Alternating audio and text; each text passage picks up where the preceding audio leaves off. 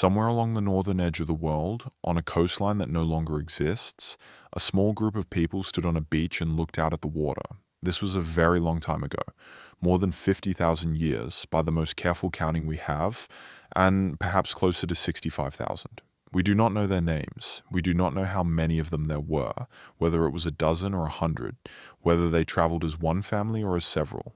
We do not know what language they spoke around their fires at night, or what they called the stars, or whether the children among them were frightened of the sea or delighted by it. Almost everything about that morning has been carried away by time. The way the tide carries away a footprint in wet sand, gently and completely, leaving the beach smooth again as if no one had ever walked there. But we know one thing about those people with a strange and quiet certainty. They were about to do something that no human being had ever done before. They were going to cross an ocean, not a river, not a narrow channel that could be waded at low tide, but a real stretch of deep and open water, wide enough that the far shore was only a low blue smudge on the horizon, or perhaps not visible at all. And on the other side of that water was a land that no person had ever seen. No human foot had ever pressed into its soil. No human voice had ever echoed off its cliffs. It was, in the truest sense of the word, a new world, and these quiet, unnamed people were about to become the first of our kind to ever stand upon it. Their descendants are still there today. They never left. For more than 50,000 years, through ice ages and rising seas, through the slow drowning of whole coastlines and the drying of inland lakes, the children of those first travelers stayed on that continent and made it their home, and they are there still, the oldest continuous human culture anywhere on the face of the earth. And tonight we are going to talk about them and about the deep and patient mystery written into their blood, because their story is one of the most extraordinary in the whole human family, and because parts of it are still not solved. Here is the strangest part, the part that has puzzled scientists for the last 15 years and puzzles them still. When we finally learn to read the genetic code, when we learn to look inside a single cell and trace the long inheritance written there, we found something in the DNA of the first Australians that we did not expect. We found that they carry, woven invisibly through their genome, a thread that does not come from us. It does not come from the modern humans who walked out of Africa. It comes from another kind of human entirely, a different and far older people who lived and loved and died in Asia tens of thousands of years before that crossing, and who then vanished so completely that we did not even know they had existed until a single finger bone was found in a cave. We're going to talk about them too, because their faint ghostly signature is one of the great clues in this mystery, and because the question of where exactly two different kinds of human met and mingled is a question that no one on Earth has fully answered yet. So settle in, make yourself comfortable, and let your breathing slow, and let the room go soft and dark around you. There is nothing here tonight that you need to solve or remember. You can simply let these words move past you like the slow turning of very old water. And if you drift away somewhere in the middle of it all, that is perfectly fine. The story will keep going gently without you, and the people in it have already waited 50,000 years. They are in no hurry at all. Before we begin the journey properly, a small and quiet thing. If you find these long, slow stories help carry you down into sleep, it would mean a great deal if you would subscribe to the channel and perhaps tap the small bell beside the button so that the next one can find you on the next quiet night when you need it. You do not need to do it now. You do not need to open your eyes or move at all. It can wait until morning when the light is back and the world is loud again. Just know that every subscriber, every gentle tap, helps these stories reach one more person lying awake in the dark, and that is a kind thing to be part of. And now, with that said and set aside, let us go back to the beach and the water and the very beginning. To understand the mystery, it helps to have it laid out in pieces like smooth stones set in a row, each one a single part of a much larger puzzle. So that is how we will move through the night. We will walk through 17 of those pieces, one at a time, slowly, with no hurry between them. Some of them are places, real places you could stand in today. Some of them are bones found in the dry red earth and studied with enormous care. Some of them are fragments of code, invisible and microscopic, that nonetheless carry the memory of journeys older than any story ever written down. And a few of them are simply questions, honest, open questions that the scientists themselves cannot yet answer, and that hang in the air like the last note of a song. Together they tell the story of who the first Australians were and where they came from, and what makes their inheritance so unlike anyone else's on Earth. We begin, as they began, with a single long walk. Number 1, the first footsteps and the long walk out of Africa. Every human being alive today, no matter where they live or what they look like or what language fills their mouth, can trace their deepest ancestry back to the continent of Africa. This is not a theory anymore, not a guess, not one idea among several. It is one of the most thoroughly tested and most solidly confirmed facts in all of human science. Our species, the anatomically modern humans that we simply call people, took shape in Africa over a span of hundreds of thousands of years, and for a very long time that is where all of us stayed. The whole story of humanity in those early chapters is an African story. The grasslands, the rivers, the great inland valleys, the long dry seasons, and the sudden green ones. That was the only home our kind had ever known.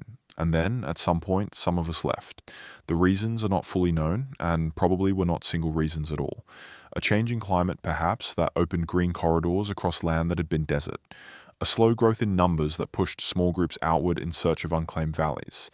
Simple curiosity even. The same restless pull that has always made some people walk to the top of the hill just to see what is on the other side. Whatever the reasons, small bands of modern humans began to move out of Africa and into the wider world, crossing at the northeastern corner of the continent into the lands we now call the Middle East, and from there fanning slowly outward across the face of Asia. This was not a march. It is important to feel that clearly because the word migration can make us picture a great determined column of people walking with purpose toward a known destination. It was nothing like that. It was unimaginably slow. It happened across hundreds of generations, across thousands and thousands of years, and no single person in it ever knew they were part of a migration at all. A family might move its camp a few miles up a coastline in the course of a lifetime. Their grandchildren might move a few miles further. Each generation simply lived where the food was, where the water was, where the land felt safe, and the slow drift of all those small ordinary choices, added up across an almost unthinkable depth of time, carried the human species step by step across an entire world. The people who eventually reached the far southeastern edge of Asia had no idea that their distant ancestors had ever lived in Africa. That memory was far too old to carry. They only knew the land in front of them and the sky above it and the faces of the people they loved. Among all those slow-moving bands of early humans, one particular lineage matters most for our story tonight. It was a group, or more likely a loose scattering of related groups, that traveled along what scientists sometimes call the Southern Route. Rather than pushing up into the cold heart of Central Asia, these people followed the warm edges of the world, the coastlines and the river mouths, the mangrove shores and the shallow tropical seas, moving generation by generation along the underside of the Asian continent. They were coastal people, sea edge people, and the ocean was not a barrier to them, but a kind of long blue road, always there on one side, full of food, marking the way forward. And it was the descendants of these particular coast-following people who would, in time, arrive at the very last beach and look out at the very last water and decide to cross it. Here is something worth holding gently as you lie there in the dark. The genetic evidence tells us that the ancestors of Aboriginal Australians separated from the ancestors of most other people outside Africa very, very early, among the very first to break away. When scientists carefully studied complete Aboriginal Australian genomes, comparing them with people from all across the rest of the world, they found that this lineage split off near the beginning of the whole Great Dispersal, somewhere in the deep window between 50 and 70,000 years ago. That makes the first Australians not a late branch of the human tree, but one of the oldest of the outside Africa branches, a lineage that has been on its own long, quiet path for an almost incomprehensible stretch of time. They were among the first to leave the cradle, and they walked further than almost anyone. And then they arrived somewhere that no one could follow, and they stayed. It is worth pausing for a moment on those two small words, modern human, because they are easy to misread and they carry a great deal of weight. When scientists say that the people moving out of Africa were modern humans, they do not mean modern in the sense of recent, and they do not mean it in the sense of advanced. They mean it in a precise and quiet way. These were people anatomically identical to us. The same kind of body, the same kind of brain, the same capacity for language and memory and imagination and love. If one of those travelers along the ancient coast could somehow be brought into the present, raised from infancy in our world, that person would be in every way an ordinary modern human being, indistinguishable from anyone you have ever met, capable of learning anything any of us can learn. The difference between them and us is not a difference of kind. It is only a difference of when and of what each generation happened to know. They had everything we have. They simply lived earlier in the same long story, and the story moves slowly. It is hard to truly hold how slowly. We are used to thinking of journeys as things with a clear beginning and a clear end, undertaken on purpose, completed within a single life. The movement of humanity out of Africa was nothing like that. No one in it ever set out to populate a world. No one carried a map because there was nothing a map could yet mean. Each generation simply lived its life in the country it had been born into, and sometimes, across the span of a lifetime, the edges of that country shifted a little. A camp moved further up a valley. A family followed a coastline a few days beyond where the family before them had ever gone. Multiply that small gentle drift by thousands of generations, and you have the peopling of an entire planet, accomplished entirely by people who never once knew they were doing it, who only knew the particular stretch of land and sky in front of them, and the faces of the ones they loved. That is a good truth to carry toward the next part of the story, and towards sleep. The first Australians were not the endpoint of some planned expedition. They were the descendants of an unimaginably long and unhurried drift, a drift made of nothing but ordinary lives lived one after another, each one whole and complete in itself. And when that long drift finally reached the last coast of Asia, when there was no more land to follow, the people standing there did not think of themselves as explorers about to make history. They were simply people, on a beach looking at the water, the way people had been quietly looking at water for tens of thousands of years before them. Number 2, Wallace's line, and the water that should have stopped them. If you could lift up out of your bed tonight and float high above Southeast Asia, high enough to see the whole curve of it at once, you would see something that looks, at first, like a scatter of green islands dropped across a blue sea. Sumatra, Java, Borneo, the long reach of the Malay Peninsula, and then further east the smaller islands trailing away toward New Guinea and Australia like stepping stones laid across the water. It looks, from up there, like a place a determined traveller could cross, island to island, shore to shore, never too far from the next patch of land. But there is a line drawn across that scatter of islands that you cannot see from the air, and it is one of the most important lines in the whole history of life on Earth. It is called Wallace's Line, named for the naturalist who first noticed it in the 1800s. A quiet, careful man who spent years traveling through those islands collecting and observing. What he noticed was this. On the western side of a certain invisible boundary, the animals were the familiar animals of Asia. Monkeys, tigers, elephants, the whole rich cast of the Asian forests. But cross that boundary, sometimes a journey of only a few miles of water from one island to the next, and the animals changed completely. Suddenly there were no monkeys, no big cats, no elephants at all. Instead there were marsupials, pouched animals, creatures found in Australia and almost nowhere else. It was as if some enormous unseen wall stood in the water, and the animals of Asia could not get past it going east, and the animals of Australia could not get past it going west. The wall, of course, was the water itself. Wallace's Line marks a place where the sea is genuinely deep, and has been deep for a very long time, even during the great ice ages when sea levels dropped far below where they sit today. During those ice ages, so much of the world's water was locked up in vast continental glaciers that the oceans fell dramatically, and shallow seas all over the world simply drained away and became dry land. Many of the islands of Western Indonesia in those cold periods were not islands at all. They were joined to the Asian mainland in one continuous landmass. And an animal could walk from the heart of Asia all the way to the southeastern edge of that drowned and reappeared world without ever getting its feet wet, but not past Wallace's Line. The water there was simply too deep. Even at the lowest point of the lowest ice age, when the global sea had fallen as far as it would ever fall, there remained a series of genuine ocean gaps along that boundary, channels of deep blue water that never became dry land, not once, not even briefly. And these gaps were the reason the animals of Asia and the animals of Australia stayed forever separate. A tiger cannot cross 100 miles of open ocean. Neither can an elephant, nor a monkey, nor very nearly any land animal you could name.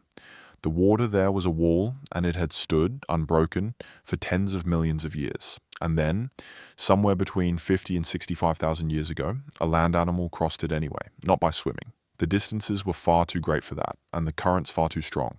The animal that crossed Wallace's Line was us. Human beings, the coast-following descendants of that early southern dispersal, reached the eastern edge of the Asian land and found the deep water in front of them. And instead of stopping the way every other large animal in the history of the world had stopped, they found a way across. This is one of the quiet, astonishing facts at the very center of our story.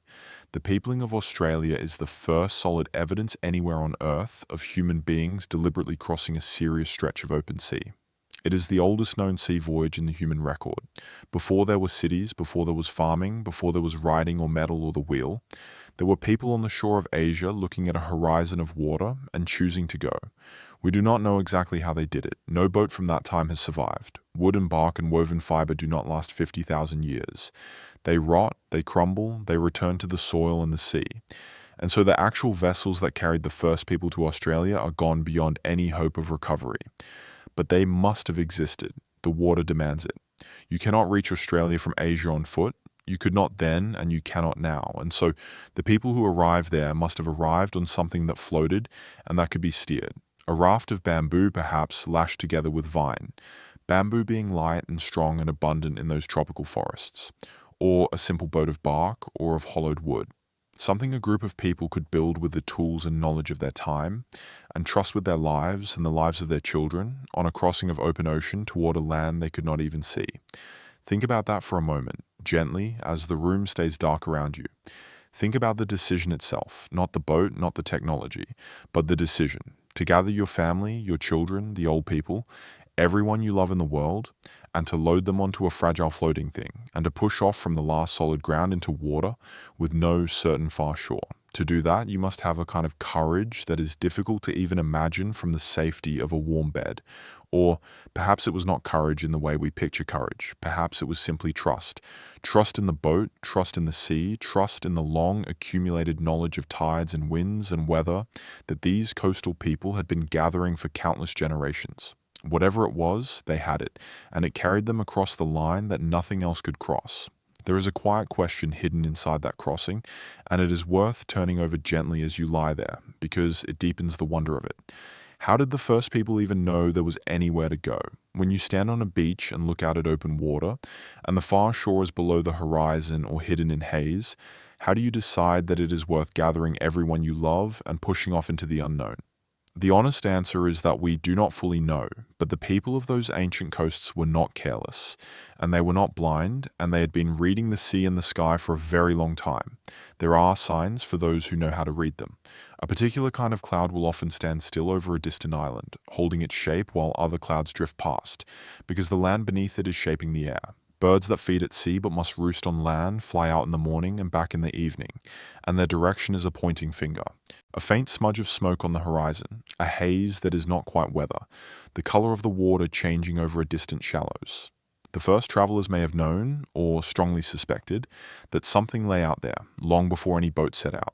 The crossing may have been less a leap into pure emptiness and more a careful, reasoned decision by people who understood their world with a depth we can only respect. And there is something else, gentler still, to hold about that crossing. It was almost certainly not made only once. The peopling of a continent is not the work of a single famous boat. It was very likely many crossings, by many small groups, across many years, some perhaps blown off course and arriving by accident, some setting out on purpose toward that distant cloud-marked land, some never arriving at all, lost quietly to the sea, and remembered only in the grief of those left behind. The arrival of people in Sahul was not a single bright moment.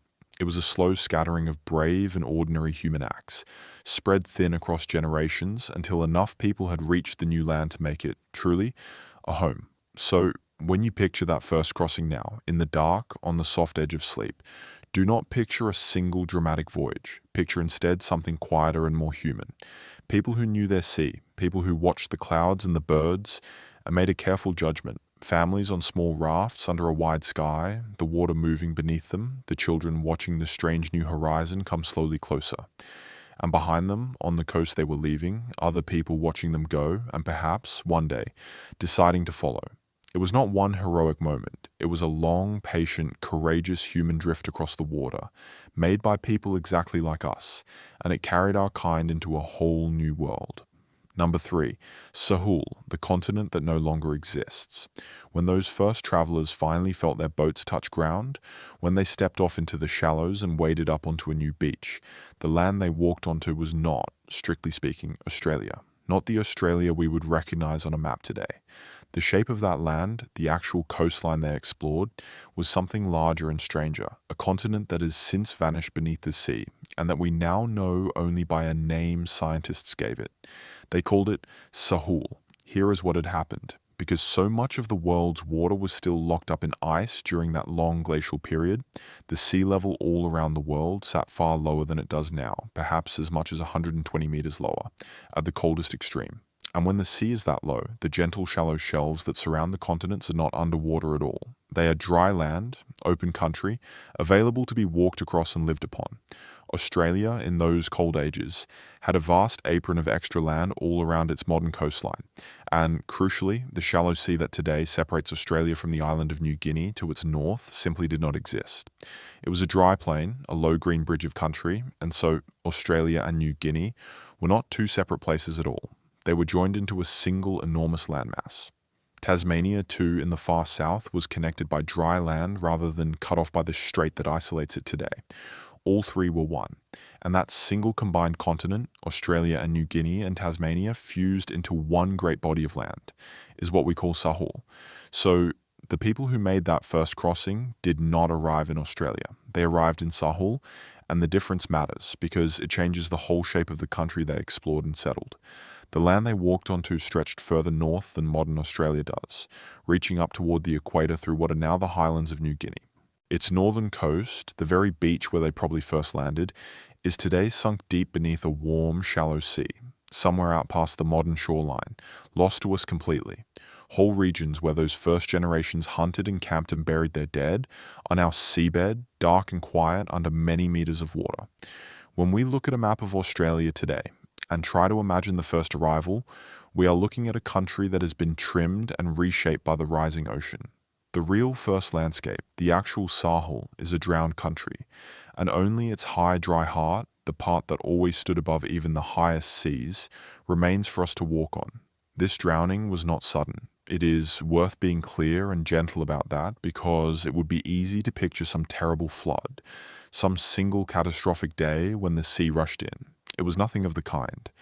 The end of the Ice Age, the slow melting of those vast continental glaciers, took thousands upon thousands of years, and the sea rose at the pace of all truly enormous things, which is to say imperceptibly, across spans of time longer than any human life. A coastal family in those millennia would not have seen the water rise, but their grandchildren might have noticed that a certain fishing spot, a certain stretch of beach, was not quite where the old stories said it should be, and their grandchildren in turn would have known a coastline subtly different again. Generation by patient generation, the sea crept up the gentle shelves of Sahul and the great northern plains narrowed, and the bridge to New Guinea thinned and finally drowned, and Tasmania was cut away into an island, and the single continent broke into the pieces we know today. The people living through all of that did not experience it as a disaster. They experienced it as the world simply being the world, changing slowly the way the world always changes, and they adjusted, and they moved their camps inland as the centuries required, and they carried the memory of the lost coast forward in their stories. And this is one of the most remarkable things of all, something we will return to later in the night, because there's good reason to believe that some of those stories survived, that the memory of a time when the coastline lay much further out, when there was dry land where there is now sea, was carried in the oral traditions of Aboriginal peoples across not hundreds but thousands of years, an unbroken chain of telling that may be the oldest accurate human memory anywhere on Earth. But that is a stone further along the row. For now, it is enough to lie quietly and picture it, a continent with no name, larger than the one on our maps, its first people spreading slowly across it under an ice age sky, and the patient sea, far off, beginning its long, slow climb toward the shores we know. It is worth letting the imagination rest for a while on what was lost when Sahul drowned, because it was not a small thing. The land that the rising sea took was not bare or empty. It was, in many places, the best of the country. Coastal plains are gentle and well-watered, rich in food, generous places for people to live, and the coastal plains of Sahul, the great northern shelf, and the wide margins all around the continent would have been exactly such places. For tens of thousands of years, generations of people lived their whole lives on land that is now seabed. They were born there, they grew up there, they fell in love and raised children and grew old and were buried there. Their camps, their fireplaces, their tools, their rock art, if they made it on stone that survived, the graves of their dead, all of it is now down in the dark beneath the shallow tropical seas to the north of Australia, in the gulfs and the straits, quiet and undisturbed. This is one of the reasons the deep beginning of the Australian story is so hard to recover. The very oldest chapters, the first landings, the first generations, the earliest camps of all, were almost certainly written on coastal land that no longer exists above the water. Archaeologists working in Australia today are, in a sense, always working on the high, dry middle of a much larger story, the part that happened to survive because it stood above even the highest sea. The beginning of the book has been gently closed by the ocean. We can sometimes glimpse its edges, we can reason about what it must have held, but we cannot walk into it, and we likely never will. There is something peaceful, though, rather than sad in that thought, if you let it settle the right way.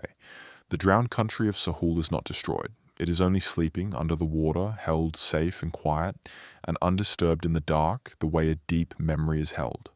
The seabed off the coast of northern Australia is, in a real sense, one of the oldest human landscapes on Earth, resting beneath the gentle weight of a warm, shallow sea.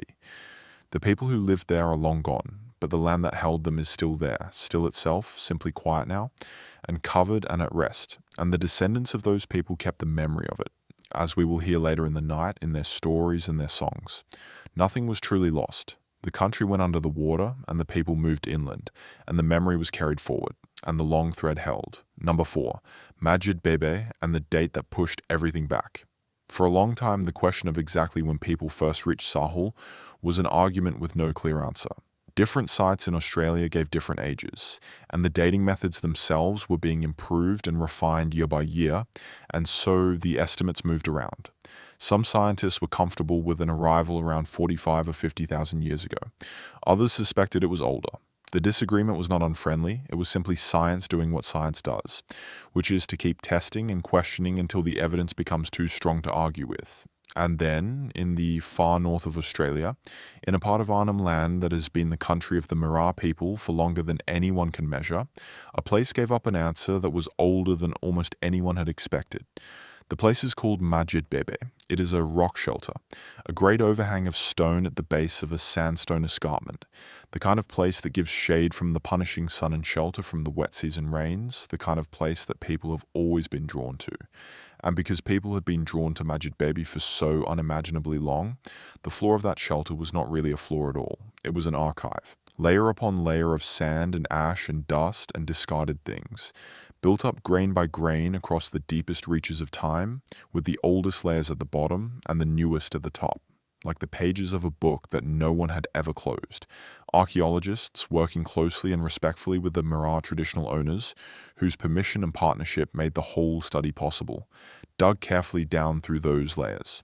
And as they went down, they went back in time. They found stone tools, thousands of them. They found grinding stones used to process seeds and ochre. They found the remains of ancient fireplaces. They found pieces of reflective mineral that had been carried to the site from far away, and ground-edged stone axes among the oldest such tools known anywhere in the world. And at the deepest level where human activity could be found, they took samples of the surrounding sand and used a method called optical dating, a method that can tell you how long it has been since a grain of sand last saw sunlight. The answer that came back was around 65,000 years. 65,000 years. That number landed in the world of archaeology like a stone in a still pond, and the ripples are still moving outward. It meant that people were living in the north of Australia, building fires, making sophisticated tools, grinding seeds and pigments 65,000 years ago. It pushed the human arrival in Sahul back significantly earlier than many had thought possible, and it carried implications far beyond Australia, because if people were already that well established in the far southeast of the world that long ago, then the whole timeline of the human journey out of Africa and across Asia had to be at least that old and probably older, to leave time for the long, slow walk and the boat building and the crossing. Not every scientist accepts the 65,000-year figure, and it is honest and fair to say so plainly as you lie there in the quiet. Some researchers have raised careful questions about whether the very oldest stone tools might have shifted downward through the sandy layers over time, ending up in sand that is older than the tools themselves. This is a genuine scientific debate, conducted with respect on all sides, and it is not yet fully settled. But even the most cautious reading of Majedbebe, even the scientists most skeptical of the oldest date, agree that people were there a very, very long time ago, comfortably beyond 50,000 years. The disagreement is only about the exact size of an already enormous number, and whichever way that particular question finally settles. Majedbebe stands as one of the great anchor points of the whole story, A quiet rock shelter in the north where the deep antiquity of the first Australians is written into the sand itself, layer beneath patient layer, waiting in the dark for careful hands to read it. It is worth resting for a moment on what those deep layers at Majedbebe actually held, because the objects themselves tell a story just as clearly as the dates do. Among the things found in the oldest levels were ground-edged stone axes, tools whose cutting edges had been carefully shaped by grinding rather than only by chipping. Ground-edge tools are sophisticated. They take skill and patience and a clear understanding of stone to make, and the examples from Majedbebe are among the earliest such tools known anywhere in the entire world. The people who made them, 65,000 years ago or close to it, were not fumbling at the edge of survival. They were technologically accomplished, with a mature and refined toolkit, the inheritors of a long tradition of craft. There was ochre too, a great deal of it, in many shades, and grinding stones worn from the work of processing it. Ochre is pigment. It is the raw material of art, of decoration, of ceremony, of marking the body and the object, and perhaps the rock wall. The presence of so much worked ochre in the oldest layers tells us that the first people in the north of Australia were not living a life that was only about food and shelter. They had a symbolic life. They cared about color and meaning and beauty and ritual. They decorated their world. And there were grinding stones used for seeds as well, evidence that these people were processing plant foods in skillful ways, getting nourishment from the land through knowledge and technique, not only through hunting.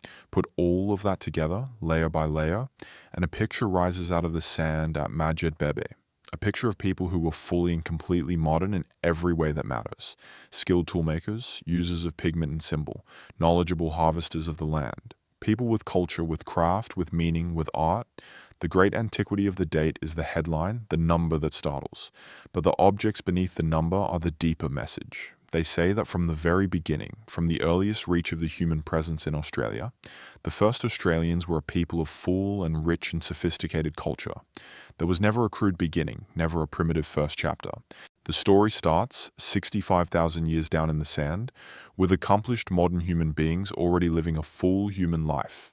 Number 5, Mungo Man and Mungo Lady, and the ceremony beside the lake. Far to the south of Arnhem Land, in the dry inland country of what is now Western New South Wales, there is a region called the Willandra Lakes. The name is a little misleading today, because there are no lakes there now, not in the way you might picture a lake. The country is dry, a landscape of low dunes and pale clay and saltbush, beautiful in the spare way that very old dry places are beautiful, but waterless. To see why it matters so much to our story tonight, you have to picture it as it once was, many tens of thousands of years ago, because in those wetter times, the Willandra Lakes were exactly what their name says. They were lakes full and shining, a chain of fresh water across the inland, fringed with reeds and trees, and alive with fish and birds and the animals that came to drink. People lived along the shores of those lakes for a very long time, and the country they left behind has become one of the most important archaeological landscapes anywhere on the planet. Because at Lake Mungo, one of those long-dried lakes, the wind has been slowly stripping away the old dune sands, exposing what was buried within them. And in the late 1960s and early 1970s, what the wind uncovered and what careful scientists then recovered were two human beings. The first is known as Mungo Lady. What was found of her had been cremated. Her body, after death, had been burned, and then the burned bones had been crushed, and then they had been buried. That is not a casual sequence of events. That is a ceremony, that is ritual, deliberate and meaningful, performed by people who cared about the dead and who had ideas about death and about what should be done in its presence. And Mungo Lady is, as far as we currently know, the oldest cremation ever found anywhere in the world. The people who carried out that ritual beside the lake were practicing a considered and structured response to death tens of thousands of years ago, at a time when, in most of the rest of the inhabited world, we have no comparable evidence at all. The second person is known as Mungo Man. He had not been cremated, he had been buried, laid out carefully on his back, his hands placed together, and his body had been sprinkled with red ochre. Ochre is a natural pigment, and it had to be carried to that grave from a source some distance away. Someone gathered it and brought it and used it to anoint the body of a person who had died as part of a funeral. Again, this is ceremony. This is a community standing at a graveside with ideas about meaning and loss and perhaps about what lies beyond, and acting on those ideas with care. Mungo Man's burial is among the oldest known ceremonial burials on Earth. For a time, there was scientific debate about exactly how old Mungo Man and Mungo Lady were, with some early estimates reaching very far back indeed. The careful consensus that emerged from years of patient work settled on an age of around 40,000 to 42,000 years, which is still an almost unimaginable antiquity, still old enough to place these two people among the most ancient modern humans ever found outside Africa, and to place their funeral rites among the oldest evidence of ceremonial life anywhere. Two people, a man and a woman, who lived beside a shining lake in the heart of an ancient continent, who were loved, who died, and who were sent into death by their communities with fire and with ochre and with ritual care, more than 40,000 years ago. There is one more thing to say about Mungo Man and Mungo Lady, and it belongs later in the night when we talk about what happened in our own time, and about the long journey of bringing ancestors home. For now, it is enough to let them rest gently in your mind. Two ancient people beside a lake that is now dry, evidence that the first Australians were not only here astonishingly early, but that from the very deepest reach of their time, they carried the things that have always defined the fullness of being human: care for one another, ceremony, grief, and a way of marking the passage from life into whatever they believed came after. The whole of the Willandra Lakes country, not only the two famous burials, deserves a quiet moment of its own. It is a place so important to the human story that it has been recognized as a World Heritage Area, one of the rare landscapes valued both for its natural history and for its human history together. And it has given up more than Mungo Man and Mungo Lady. Across that ancient lakebed country, the wind and the careful work of researchers have revealed an astonishing record of human life. There are old fireplaces and the remains of meals and the tools of daily living scattered across what were once the green and shining shores of a chain of freshwater lakes. In one part of that country, preserved in a layer of hardened clay, there is something even more intimate than bones or tools. There are footprints, human footprints, a great many of them, made by people walking across soft, wet ground thousands of years ago, ground that then dried and hardened and held the impression safe until our own time. To look at those footprints is to see, with a directness that almost nothing else in archaeology can match, the simple physical fact of an ancient person. Here a tall person walked quickly, here a child ran. Here a group moved together across the damp clay by the water, going about an ordinary day, leaving, without ever meaning to, a record that would last for thousands of years.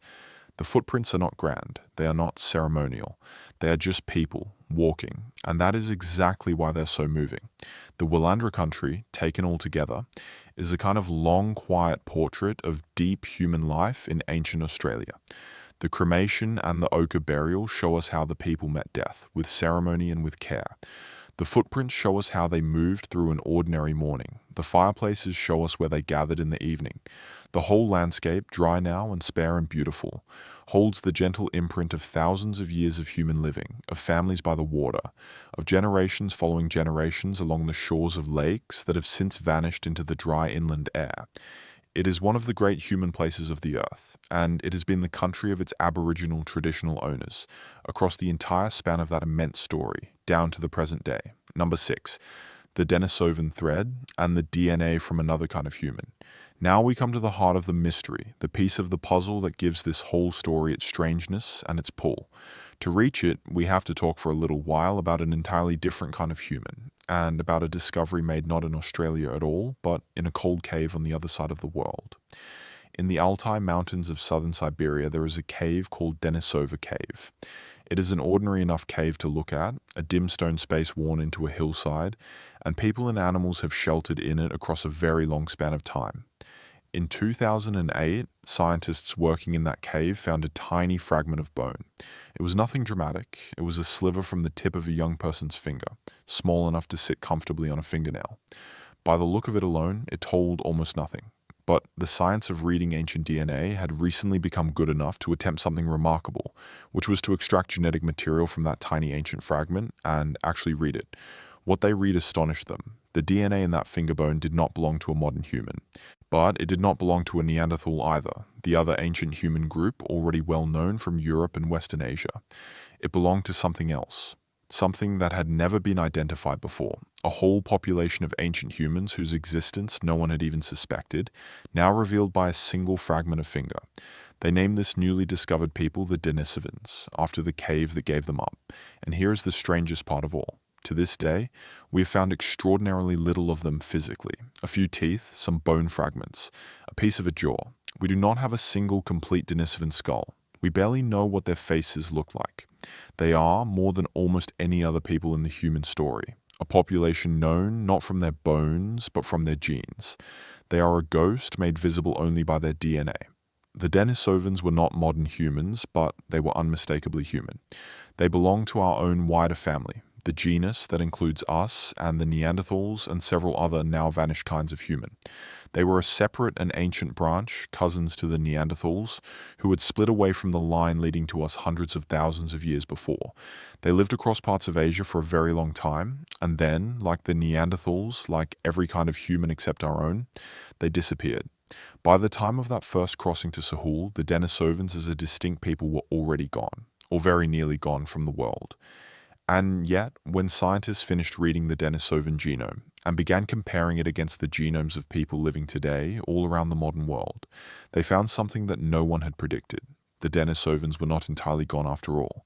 A piece of them survived, not in Siberia, not anywhere near the cave that bears their name, but far to the south and east. The living people who carry the largest measurable amount of Denisovan ancestry anywhere on Earth are the Aboriginal peoples of Australia and the peoples of New Guinea and nearby Melanesia. Woven invisibly through the genome of the first Australians, making up a small but very real and very consistent fraction of their genetic inheritance, is DNA that came from the Denisovans.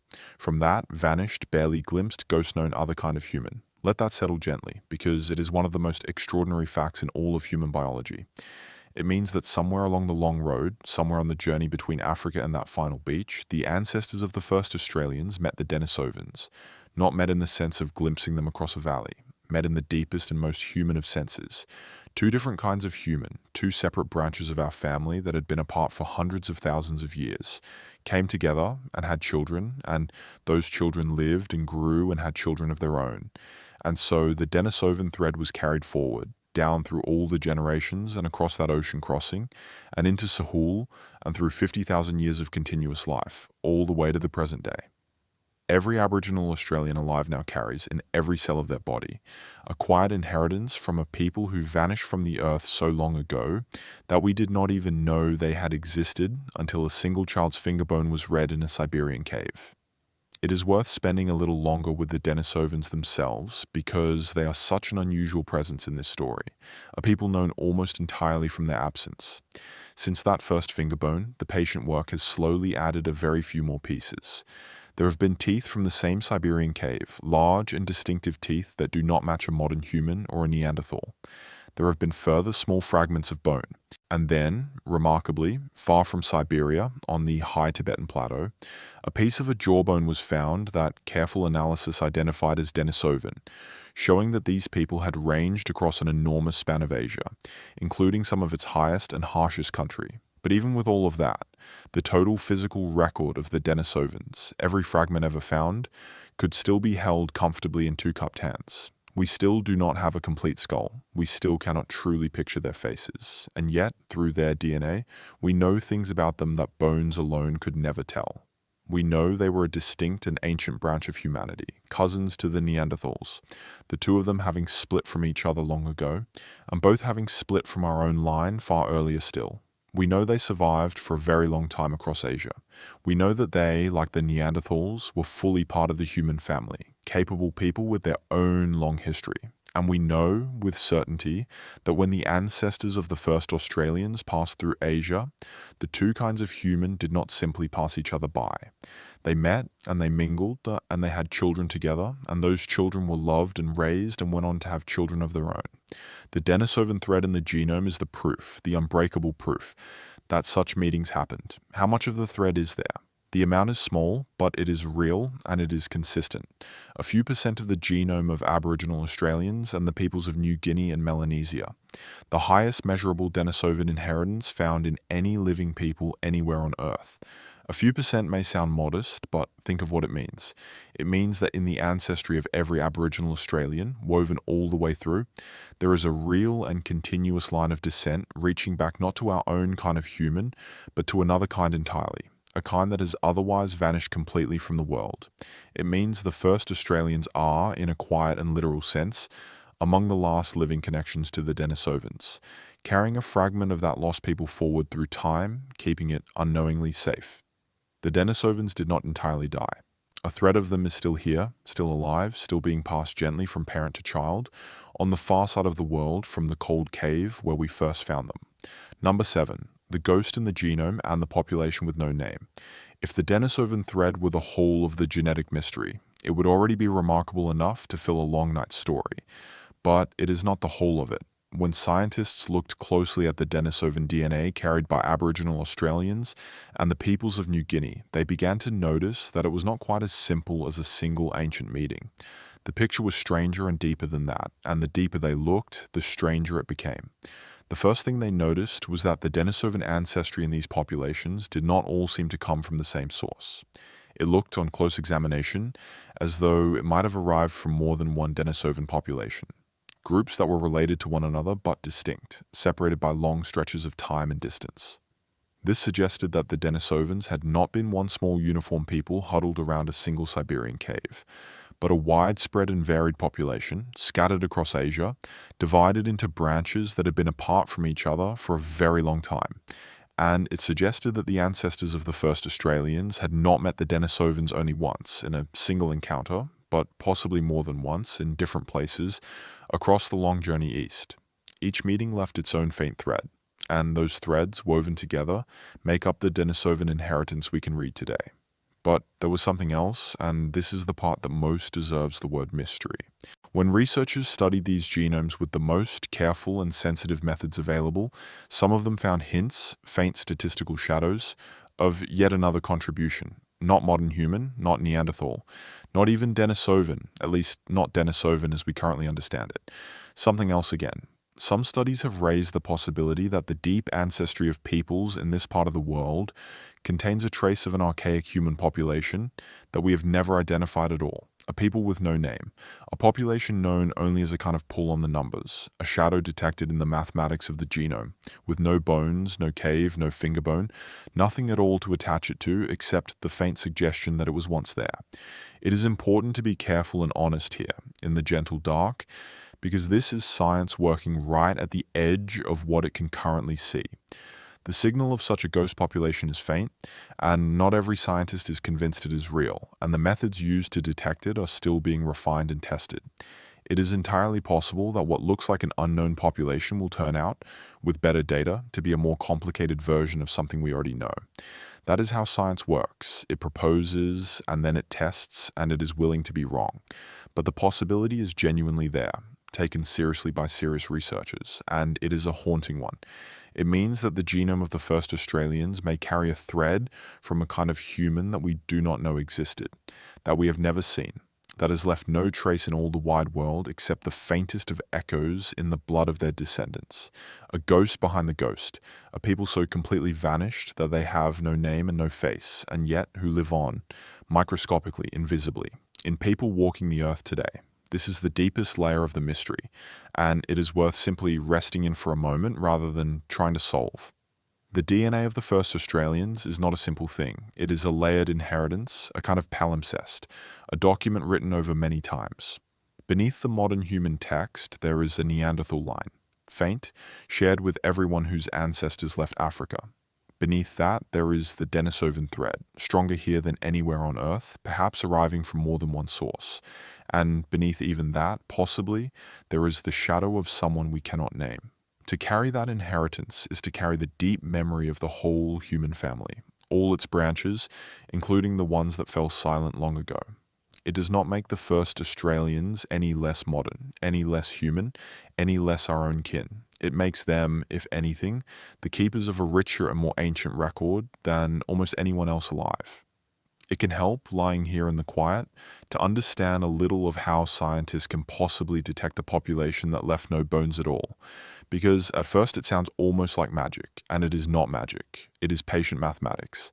The DNA in every living person is not a smooth and seamless thing. It is a vast mosaic, assembled from countless small pieces inherited from countless ancestors. And the pieces inherited from a different and ancient kind of human have a particular character. They tend to be unusual in ways that can be measured. They carry patterns of variation that do not quite fit the patterns of modern human DNA. Patterns that are too different, too distinct to have arisen within our own line in the available time. When scientists find a stretch of genome like that, a stretch that looks too strange and too old to be ordinary modern human inheritance, they can reason carefully about where it came from. If such a stretch matches the DNA recovered from the Denisova cave, then it is Denisovan, and the conclusion is solid. But sometimes researchers find stretches that look archaic, look ancient, look as though they came from outside the modern human line, and yet do not match the Denisovans, and do not match the Neanderthals either. Those are the stretches that raise the possibility of a ghost, a population whose DNA we have never directly sampled, but whose former presence we can infer from the strange old fragments it seems to have left behind in living people. It is detection by shadow, by inference, by the careful weighing of probabilities. And it is some of the most delicate and demanding science being done anywhere. And because it is so delicate, it calls for humility. And the best scientists in this field have that humility in abundance. They are careful to say that a ghost signal is a possibility and not a certainty. They know that better data, larger studies, newly recovered ancient genomes, could change the picture, could resolve a supposed ghost into something already known, or could confirm it and finally give it a clearer shape. The honest position, the one to carry gently towards sleep, is that the deep ancestry of the first Australians and their neighbours appears to contain something we have not yet fully identified, and that the question is open, genuinely open, in the best way a question can be. It is a door left ajar onto the deep past, with something just visible in the dark beyond it, not yet named, waiting patiently to be understood. Number 8, 50,000 years of staying and the long isolation. We have spent some time on the journey, on the long walk and the great crossing, and journeys make for natural stories. But the most extraordinary thing the first Australians ever did was not the arriving, it was the staying. Once people had crossed into Sahul, something happened that is, in the sweep of human history, genuinely rare. The connection back to the rest of the world thinned, and then it effectively closed. The crossing that the first travellers had made was difficult and dangerous, and it seems that, for the most part, it was not made again, at least not in a way that left any genetic mark for tens of thousands of years. The peoples of Sahul became, in genetic terms, profoundly isolated. They were not cut off from one another, of course. Across the great continent, groups traded and travelled and married and moved, and ideas and objects and songs passed from country to country in long chains of exchange. But from the rest of humanity, from the slowly stirring populations of Asia and Europe and beyond, the people of Sahul were almost completely separate, for an almost unbroken span of time so long it is difficult to hold in the mind. When scientists studied the complete genomes of Aboriginal Australians, this is one of the clearest signals they found. The depth of the isolation. The Aboriginal Australian genome shows the marks of a population that went its own way very early and then stayed on its own path, undisturbed by major new arrivals, for the better part of 50,000 years. There are very few human populations anywhere on Earth that can show a continuous, isolated, in-place history of that depth. It is one of the great unbroken threads of human existence. While empires rose and fell elsewhere, while the ice ages came and went, while the whole restless drama of the rest of the human world played itself out across Asia and Europe and Africa, and much later the Americas, the first Australians were on their continent, living generation following generation in an unbroken chain, the longest continuous occupation of a single landmass in the human story. This long isolation is part of why the genetic story of the first Australians is so valuable to science, and so distinct. Their genome is something close to a deep, clear well. Because it was not stirred and mixed by wave after wave of newcomers, the way the genomes of, say, Europe or the Middle East were stirred, it preserves with unusual clarity the signatures of those very ancient events. The early split from other non-African peoples, the Denisovan meetings, the possible ghost, the deep internal history of the continent itself. All of it sits in that genome, less overwritten, less muddled, than in most populations, like old writing on a page that was never scraped clean and used again. And here is something to hold on to gently, because it matters, and because the long isolation has sometimes been badly misunderstood. Isolation is not the same thing as being unchanging, and it is certainly not the same thing as being primitive. Across those 50,000 years, the cultures of Aboriginal Australia were not frozen. They were dynamic, inventive, endlessly adapting. They developed an astonishing depth of knowledge about every plant and animal and season and water source across an enormously varied continent, from tropical wetland to central desert to cool southern forest. They developed complex systems of law, of kinship, of trade, of ceremony, of art, of land management. They survived and flourished through the gigantic environmental upheaval of an ice age and its ending, through the drowning of their original coastlines, through droughts and floods and the slow transformation of their entire continent. A people do not do all of that by standing still. They do it by being deeply, continuously intelligent and adaptive across 2,000 generations.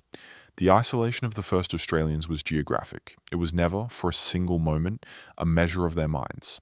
There is one more thing to say about that long isolation, and it is the gentlest and perhaps the most important thing of all. The 50,000 years was not a void. It was not empty waiting.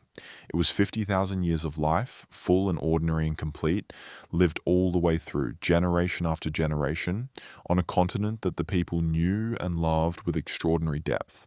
We tend, when we talk about deep prehistory, to flatten it, to speak of vast spans of time as though nothing happened in them, as though they were simply a long blank corridor between a beginning and a now. But there was no blank corridor. Every one of those 50,000 years was somebody's whole life. Every year held its seasons, its births, its deaths, its ceremonies, its quarrels and reconciliations, its good harvests and its hard droughts, its long evenings around fires, its songs. Across that span, the people of Australia developed and refined ways of knowing their country so detailed and so precise that they have astonished every outsider who has ever taken the time to truly learn them. They knew the behavior of every animal, the use of every plant, the meaning of every change in the wind and the sky. They built systems of kinship and law of remarkable subtlety and reach, systems that organized marriage and trade and obligation and care across great distances and across many separate nations.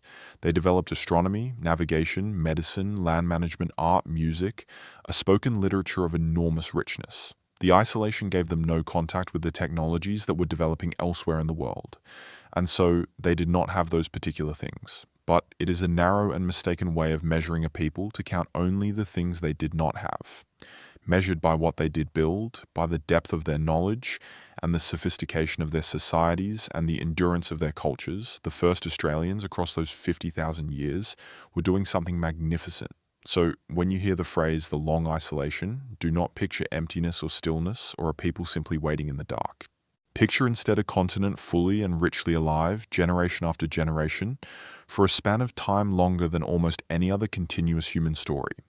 Picture the fires burning every night across that vast land for 50,000 years without a single break. The isolation was real, geographically. But what filled it was the opposite of empty. It was one of the longest, fullest, most continuous chapters of human life anywhere on Earth. Number 9. The map written in blood and the deep divisions within the continent. When we talk about the first Australians, it is easy, and it is a mistake, to talk as though they were ever one single uniform people. They were not, and they are not. The word Aboriginal covers an enormous human diversity, hundreds of distinct nations and language groups, each with its own country, its own law, its own stories and ceremonies and identity, spread across a continent the size of a substantial fraction of the whole inhabited world. And one of the most fascinating things the genetic studies revealed is just how ancient and how deep those divisions are. When scientists compared the genomes of Aboriginal people from different parts of Australia, from the tropical north and the central desert and the temperate southeast and the southwest, they found that these populations had been genetically distinct from one another for a very, very long time. Not for hundreds of years, not for a few thousand. The deep branches within the Aboriginal Australian family tree go back tens of thousands of years.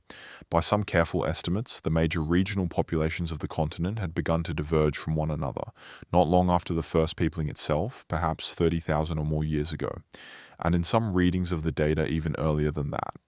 Once those regional groups had taken shape and settled into their countries, they remained remarkably stable and distinct, each lineage holding to its own region across an immense depth of time.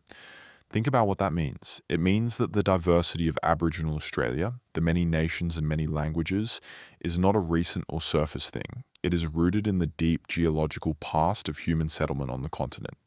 The connection between a particular Aboriginal nation and its particular country is, in many cases, a connection that has been continuous and unbroken for tens of thousands of years. The same lineage of people in the same region of land, generation after generation, for longer than almost any other human-to-place bond anywhere on the planet. When Aboriginal people speak of their country, of belonging to a specific place, of an identity rooted in a particular landscape, the genetics quietly and powerfully confirms the literal depth of that belonging. The blood and the land have been together a very, very long time. This pattern, this map written in blood, also tells us something about how the continent was first explored and settled. People did not simply land in the north and stay there. They spread, and they spread with surprising speed across an immense and varied landmass. Archaeological sites confirm that within a relatively short span after the first arrival, in the scale of these things, people had reached the far south of the continent, the cold country, the southwest corner, even the land that would become Tasmania. The first Australians explored and occupied an entire continent, every climate zone and every kind of country it contained, with remarkable thoroughness and remarkable speed. And then they settled into it so deeply and so durably that the pattern of who belonged where held firm for tens of thousands of years afterward. The genetic map of Aboriginal Australia is, in a real sense, one of the oldest maps in the world, and it was never drawn on paper. It was written into people themselves and carried forward in the unbroken chain of generations, all the way to the present. There is something quietly profound in that map written in blood, and it is worth resting with it before we move on. In much of the modern world, the connection between a people and a place is relatively shallow in time. Families move, borders shift, populations are stirred and mixed and resettled across the generations, and most people, if they trace their ancestry back even a few centuries, find their lines scattering out across many different lands. That is an ordinary human story, and there is nothing wrong with it. But it makes it genuinely hard for many of us to imagine the other kind of belonging, the kind the genetics reveals in Aboriginal Australia. A belonging measured not in centuries, but in tens of thousands of years. A connection between a particular people and a particular stretch of country so deep that it reaches back past the last ice age, past the drowning of Sahul's coasts, past almost everything. When an Aboriginal person speaks of their country, they are not speaking loosely, and they are not speaking only of a place they happen to live. They are speaking of a relationship of identity and law, and spirit and descent with a specific landscape, a relationship understood to be ancient and binding and central to who they are. And the genetics, approaching the question from an entirely different direction, with its samples and its statistics and its careful comparisons, arrives at a finding that sits in quiet harmony with that. It finds populations rooted in their regions across an immense and stable depth of time. The science and the law and the lived knowledge are describing, from different angles, the same deep truth. The people and the land have been together for a very, very long time. It is a kind of belonging that can make the heart go still if you let yourself feel it. To be from somewhere not for a generation or two, but for 1,000 generations. To walk on country that holds the dust of an unbroken line of your own ancestors, reaching back to the last ice age and beyond. The first Australians carry that, and the map of it is written in their genomes and in their lore and in their songs all at once, 3 records in perfect agreement, telling the oldest story of human belonging to place that exists anywhere on the earth. Number 10. The dingo question, and the newcomer that arrived late. For most of the long story we are telling tonight, the picture is one of deep isolation, of a continent set apart from the rest of the world for tens of thousands of years.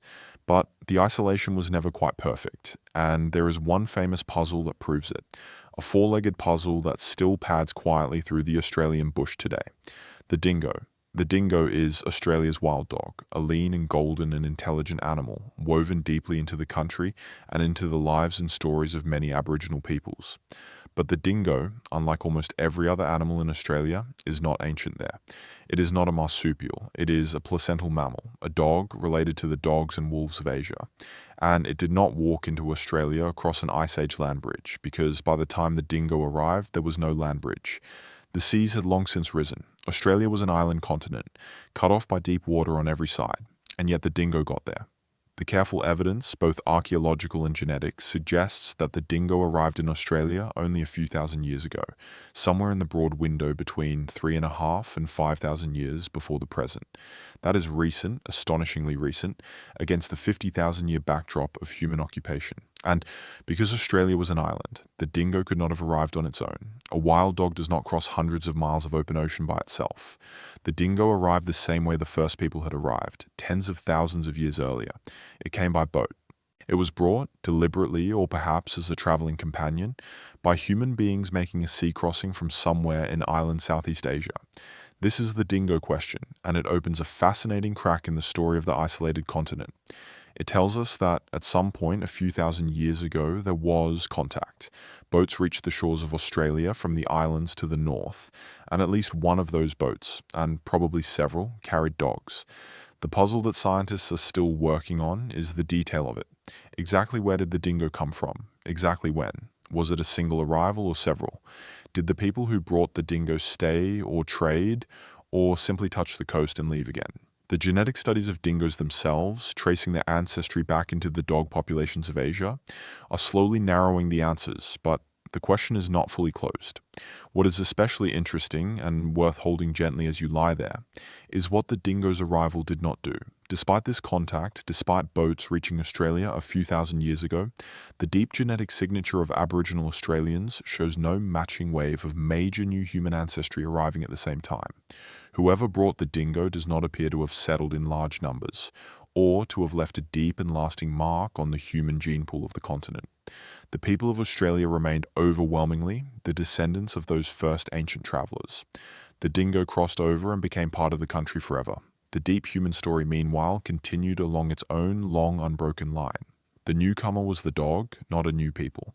And that contrast is itself one of the quiet, intriguing facts of the whole account. The dingo did not stay a stranger for long. Once it had arrived, it became woven into the life and the country of Aboriginal Australia in deep and lasting ways. For many Aboriginal peoples, the dingo became a companion, a hunting partner, a camp animal, a giver of warmth on cold nights, and a presence in stories and ceremony and lore. It found its own place in the ecology of the continent too, becoming the largest land predator across most of Australia, shaping the balance of the animals around it. In only a few thousand years, a span that is brief against the great depth of this story, the dingo went from a newcomer carried in on a boat to an animal that seems, to most eyes, as though it has always belonged to the country. In a real sense, by now it has. The detective work on exactly how and when and from where the dingo arrived continues quietly in laboratories today, and it is a genuinely intricate puzzle. Researchers compare the DNA of dingoes with the DNA of dogs from across Southeast Asia and beyond, looking for the closest matches, trying to trace the dingo's ancestral line back to its origin. The picture that emerges keeps being refined. The dingo appears to descend from early Asian dogs, brought south through the islands by people who were, themselves, skilled voyagers, and the timing keeps being narrowed by new finds and new analysis. It is the kind of question that science is steadily closing in on, rather than one that is fully solved, and there is something pleasing in that, a small ongoing mystery padding quietly alongside the great one. What stays with you in the end is that gentle contrast at the heart of the dingo question. Boats reached Australia a few thousand years ago. They carried a dog, and the dog stayed and became part of the country forever. But they do not appear to have carried a wave of new people who settled and reshaped the human population. The deep human thread of Australia held to its own ancient course. The dingo is the proof that the door to the continent was never sealed completely, and also, in its quiet way, the proof of just how strong and how continuous the original human thread truly was. Number 11. The songlines and the drowned coast, and a memory older than the sea. Earlier in the night, when we spoke of Sahul and of the slow rising of the ocean at the end of the Ice Age, there was a promise to return to something. The promise was about memory, about the possibility that the first Australians did not merely live through the great drowning of their original coastlines, but that they remembered it and carried the memory forward in spoken story, across a depth of time that ought to be impossible for human memory to span. It is time to keep that promise, because it is one of the most beautiful and most haunting pieces of the whole puzzle.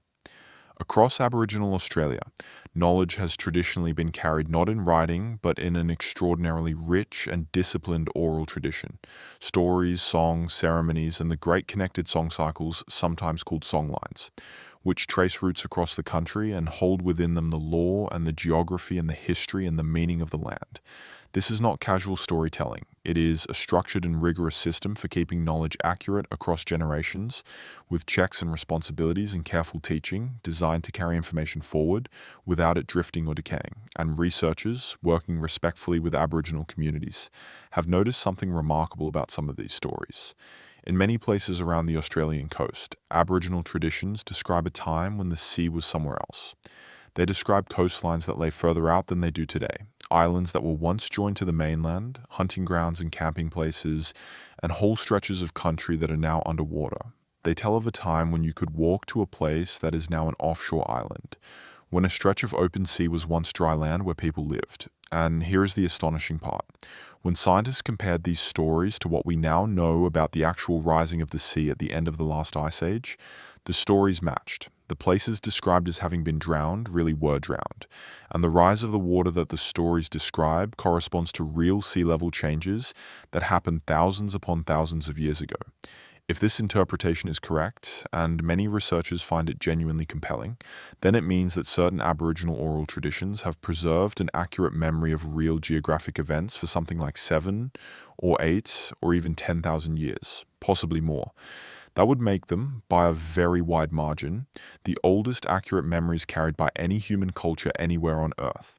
Stories told and retold, generation after generation, parent to child to grandchild, across hundreds of human lifetimes laid end to end, and still carrying within them a true description of how the world looked when the Ice Age was ending and the great seas were climbing the gentle shelves of Sahul. Think about what that means about the people telling those stories. It means a system of knowledge so robust, so carefully maintained, so deeply respected by everyone responsible for carrying it, that it could move accurate information across a span of time longer than the entire history of writing, longer than the entire history of cities, longer than agriculture intact.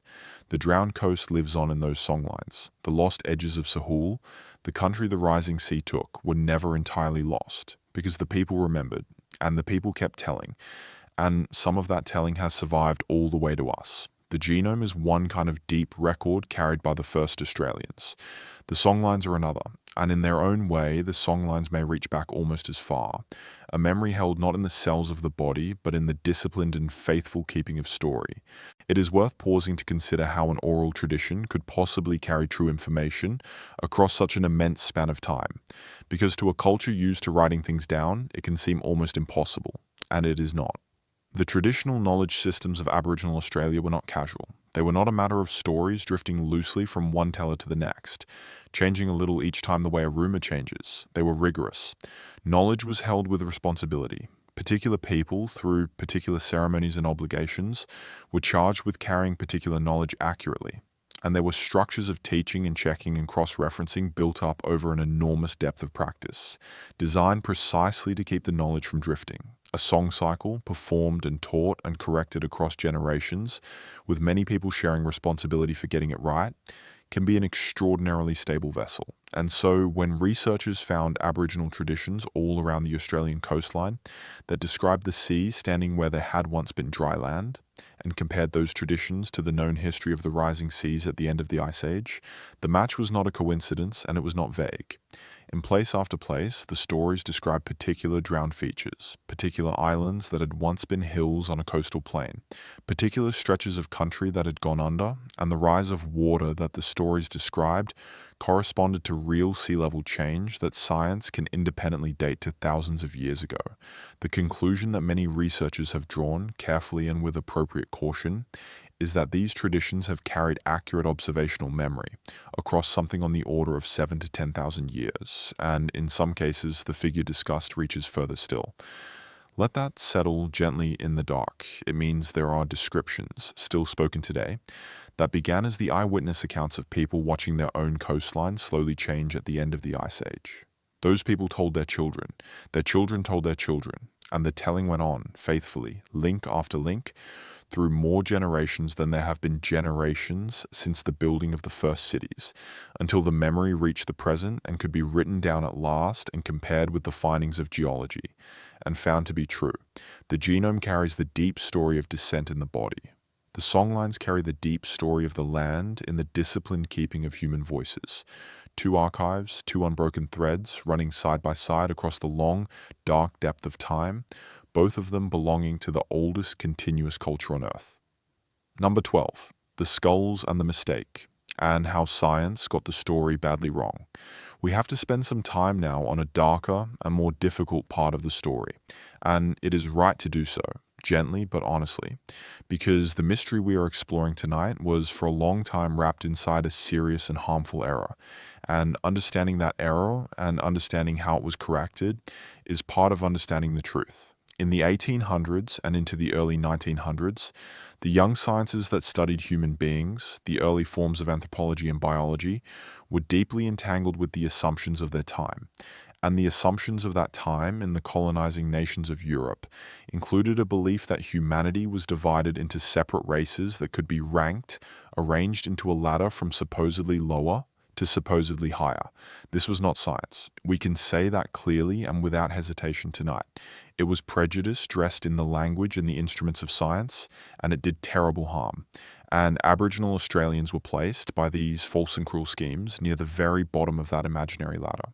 Some writers of that era went so far as to suggest that Aboriginal people were not fully part of modern humanity at all, that they were some kind of separate, more ancient, lesser type of human, a living relic, a missing link.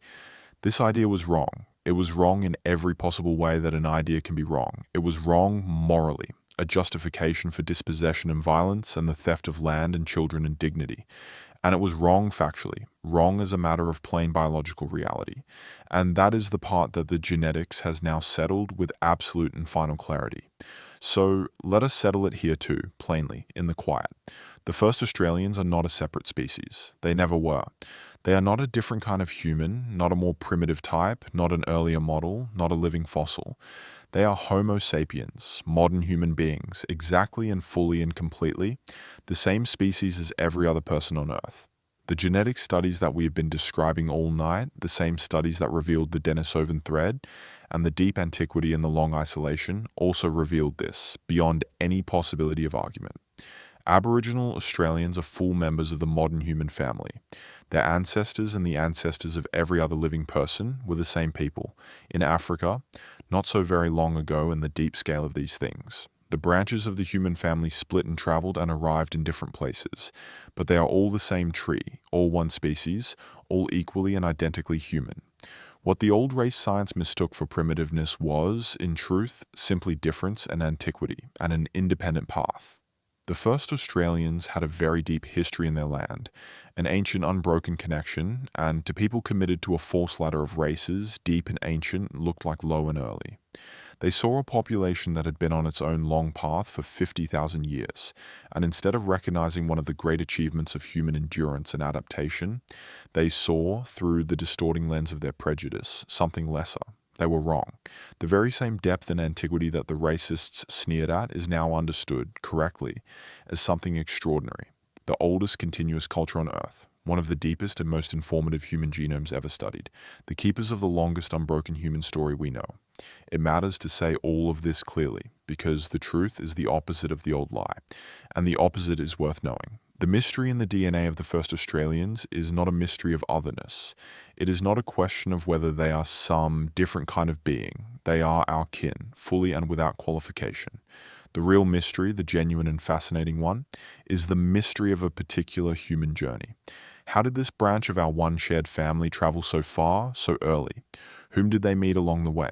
How did they cross that ocean? How did they hold their cultures and their stories intact across 50,000 years? Those are the real questions, and they are questions about human history, not human worth. Science, for a long time, asked the wrong question, a question poisoned at its root. It took many decades and better methods, and a great deal of correction for science to set that question down and pick up the right ones.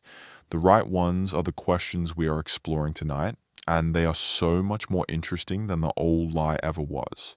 It is worth being clear and a little hopeful about how that great correction actually came about, because it is one of the better stories science can tell about itself. The old race science was not overturned by good intentions alone. It was overturned by evidence, by better methods, by the slow accumulation of facts that simply could not be made to fit the false picture. As genetics matured, as scientists gained the ability to read the actual code of inheritance, the old idea of separate and rankable human races collapsed because the genome refused to support it. What the genome shows, when it is read honestly, is that human beings everywhere are overwhelmingly alike, that the genetic differences between any two individuals anywhere on Earth are small, and that the variation that does exist does not sort people into the neat separate races the old thinkers imagined. The boundaries they had drawn were not there in the biology. They had never been there. They had been drawn by prejudice and then mistaken for nature. And so, the false ladder fell, not because people simply decided to be kinder, though kindness matters, but because the evidence made the false ladder impossible to hold. This is one of the genuine strengths of science when it is working as it should. It can correct itself. It can be wrong, sometimes terribly and harmfully wrong, and then, confronted with better evidence and held to honest standards, it can recognize the error and set it down. The science that once placed Aboriginal Australians at the bottom of an imaginary hierarchy is the same enterprise that, generations later, produced the genomic studies proving beyond any doubt that no such hierarchy exists, and that the first Australians are full and equal members of one single human family. There is a lesson in that worth carrying gently towards sleep.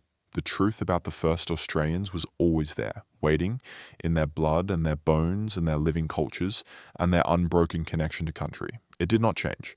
What changed was the ability and the willingness of outside science to see it clearly.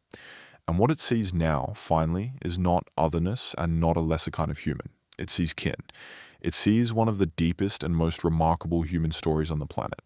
The mistake was real, and it did real harm, and that should never be forgotten. But the mistake has been corrected, and the corrected picture is one of dignity and depth and a shared and single humanity. Number 13, the languages and one great family across a continent. If you could hear all at once every language ever spoken on the Australian continent, you would hear one of the richest concentrations of human language anywhere in the world. At the time of European arrival, something in the order of 250 distinct languages was spoken across Aboriginal Australia, and within those, many hundreds of dialects. Each one was a complete and sophisticated language, fully capable of expressing law, philosophy, humor, poetry, the most delicate shades of meaning, the deepest spiritual ideas.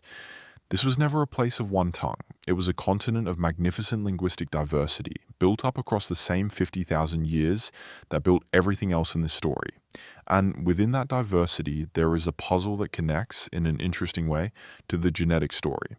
Most of the Australian continent, the great majority of it, is covered by languages belonging to a single large family, which linguists call Pama-Nyungan.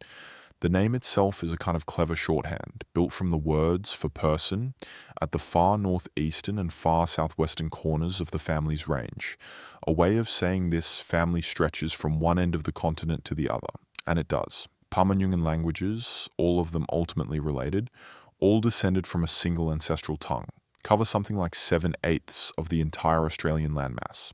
Here is the puzzle. If people have been on the continent for 50,000 years or more, and if the regional populations have been deeply distinct for 30,000 years or more, then why is most of the continent covered by languages from a single, relatively unified family? Language families do not usually stay unified across such enormous spans of time. They drift, they split, they diversify, until the deep relationships become impossible to trace. The fact that Pama-Nyungan is recognizably one family, spread across almost the whole continent, suggests that it spread relatively recently in linguistic terms, perhaps only some thousands of years ago, sweeping out across country that had already been occupied by people for tens of thousands of years before. How does a language family spread across a continent that is already fully populated, without a great movement of people, without conquest, without the genetic signature of newcomers replacing the old populations? That is the puzzle, and it is genuinely unsolved, and it is one of the quiet fascinations of Australian prehistory. The answer is probably not migration in the ordinary sense, because the genetics, as we have heard, shows those deep, stable regional populations holding their countries across immense time, not being swept away and replaced. The answer may have more to do with the spread of ideas, of new technologies, of new ways of doing ceremony or managing land or organizing trade and kinship. Ways of life so useful or so powerful that they carried a language along with them, neighbor teaching neighbor, country to country, until a single language family had flowed across most of a continent while the people themselves largely stayed where their ancestors had always been. It is a beautiful image to rest in, that idea. Not a wave of people, but a wave of words and ways, moving across a long-settled land, carried by trade and marriage and ceremony and the simple human tendency to learn useful things from one's neighbours. The languages of Aboriginal Australia, in their diversity and in the great spreading family at their heart, are another deep record, another archive, sitting alongside the genome and the songlines, each one telling its own version of the long story, and each one with its own unsolved and patient questions still waiting in it. There is a tender and important thing to say about the languages of Aboriginal Australia, alongside the puzzle of their deep history, and it belongs in this quiet hour.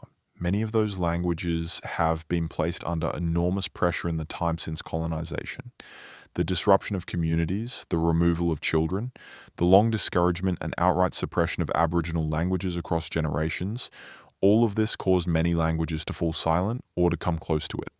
A language is not only a tool for communication, it is a way of seeing the world, a store of knowledge, a vessel of identity built up across thousands of years, and the loss of a language is the loss of something that can never be exactly replaced.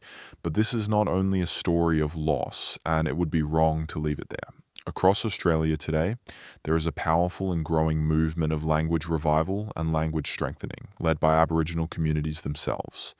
Languages that had grown quiet are being taught again to children. Elders who carry the old words are recording them and passing them on.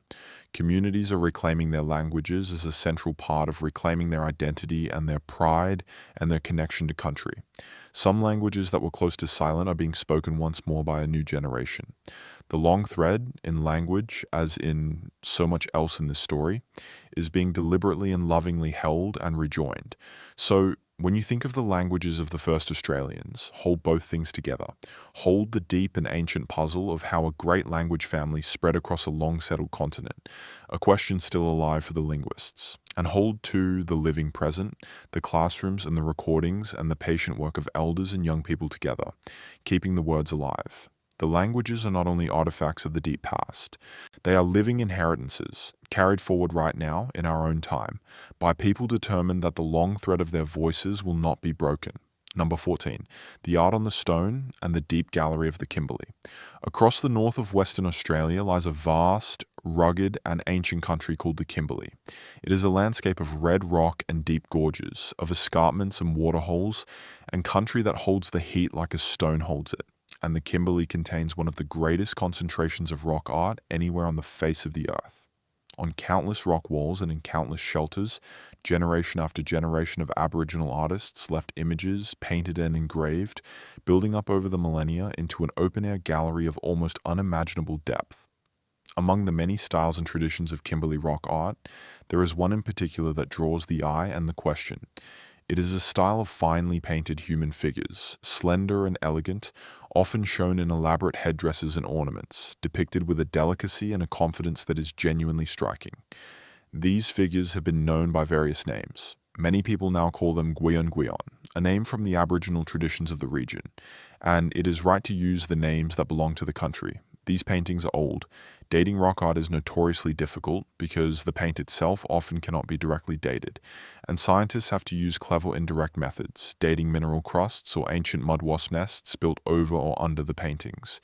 The results, though still being refined, point to a real and substantial antiquity, with some of this art reaching back many thousands of years into the deep past of the continent. What the rock art of the Kimberley gives us, and what rock art across all of Aboriginal Australia gives us, is something the genome cannot. The genome tells us about descent, about meetings and migrations, and the deep structure of populations. But it cannot show us a face, or a dance, or a headdress, or the particular way an artist chose to hold a brush of human hair and lay a line of ochre onto stone. The rock art can. It is a direct touch across the millennia, hand to hand. When you stand before an ancient painting in a Kimberley shelter, you are looking at the deliberate creative act of a specific human being, a person with skill and intention and an eye for beauty who stood in that same spot. perhaps in cool shade on a hot day, and made something. The art is proof, if any further proof were needed, of the full and rich interior life of the first Australians across the whole depth of their time. Not survival only, not mere endurance, but beauty, meaning, ceremony, the deep human need to make images and to mark the world with them. And the art tradition is not a closed book from the past. This is important and gentle and true. Aboriginal artistic traditions are living. In many communities, the relationship with rock art continues, with sites cared for and their meanings held, and the broader traditions of Aboriginal art have flowed onward into the present in extraordinary and celebrated ways. The Deep Gallery of the Kimberley is one chapter of a story of human creativity that has been running without a break for tens of thousands of years, and that is running still. It is another thread of the long inheritance, the visible and beautiful counterpart to the invisible thread written in the DNA. The Kimberley is only one gallery among many. Across the whole of Australia, the continent is marked with the art of its first people, an open-air record of creativity stretching back into the deep past and forward into the present. In the north, in Arnhem Land, there are rock art traditions of extraordinary depth and variety, including the famous style that shows the inner structures of animals, the bones and the organs, painted with a knowledge that comes from a hunter's intimate understanding of the creatures of the country. There are paintings that appear to show animals long extinct. There are vast and complex panels layered with the work of many generations, image over image, a single rock wall holding thousands of years of human expression. What all of this art does, taken together, is fill in the part of the story that bones and genomes simply cannot reach. The genome can tell us about descent and migration. The archaeology can tell us about tools and fires and dates, but only the art can show us the imagination of the first Australians directly. Only the art shows us what they chose to look at, what they found beautiful, what they found important enough to fix onto stone. And what it shows is a people endlessly observant, endlessly creative, deeply engaged with the animals and the spirits and the stories of their world. The art is the proof of the inner life, the mind and the spirit of the people made visible and lasting. And like the languages, the art is a living thing, not a closed museum. Aboriginal artistic traditions did not end. They have flowed forward, transforming and adapting into one of the most vibrant and celebrated artistic cultures in the modern world. The relationship between Aboriginal artists and the deep traditions behind them is continuous and ongoing. When you picture the Deep Gallery of the Kimberley, picture it as one chapter in a story of human creativity that has never once stopped, that began tens of thousands of years ago on the rock walls of an ancient continent, and that continues vividly and powerfully today.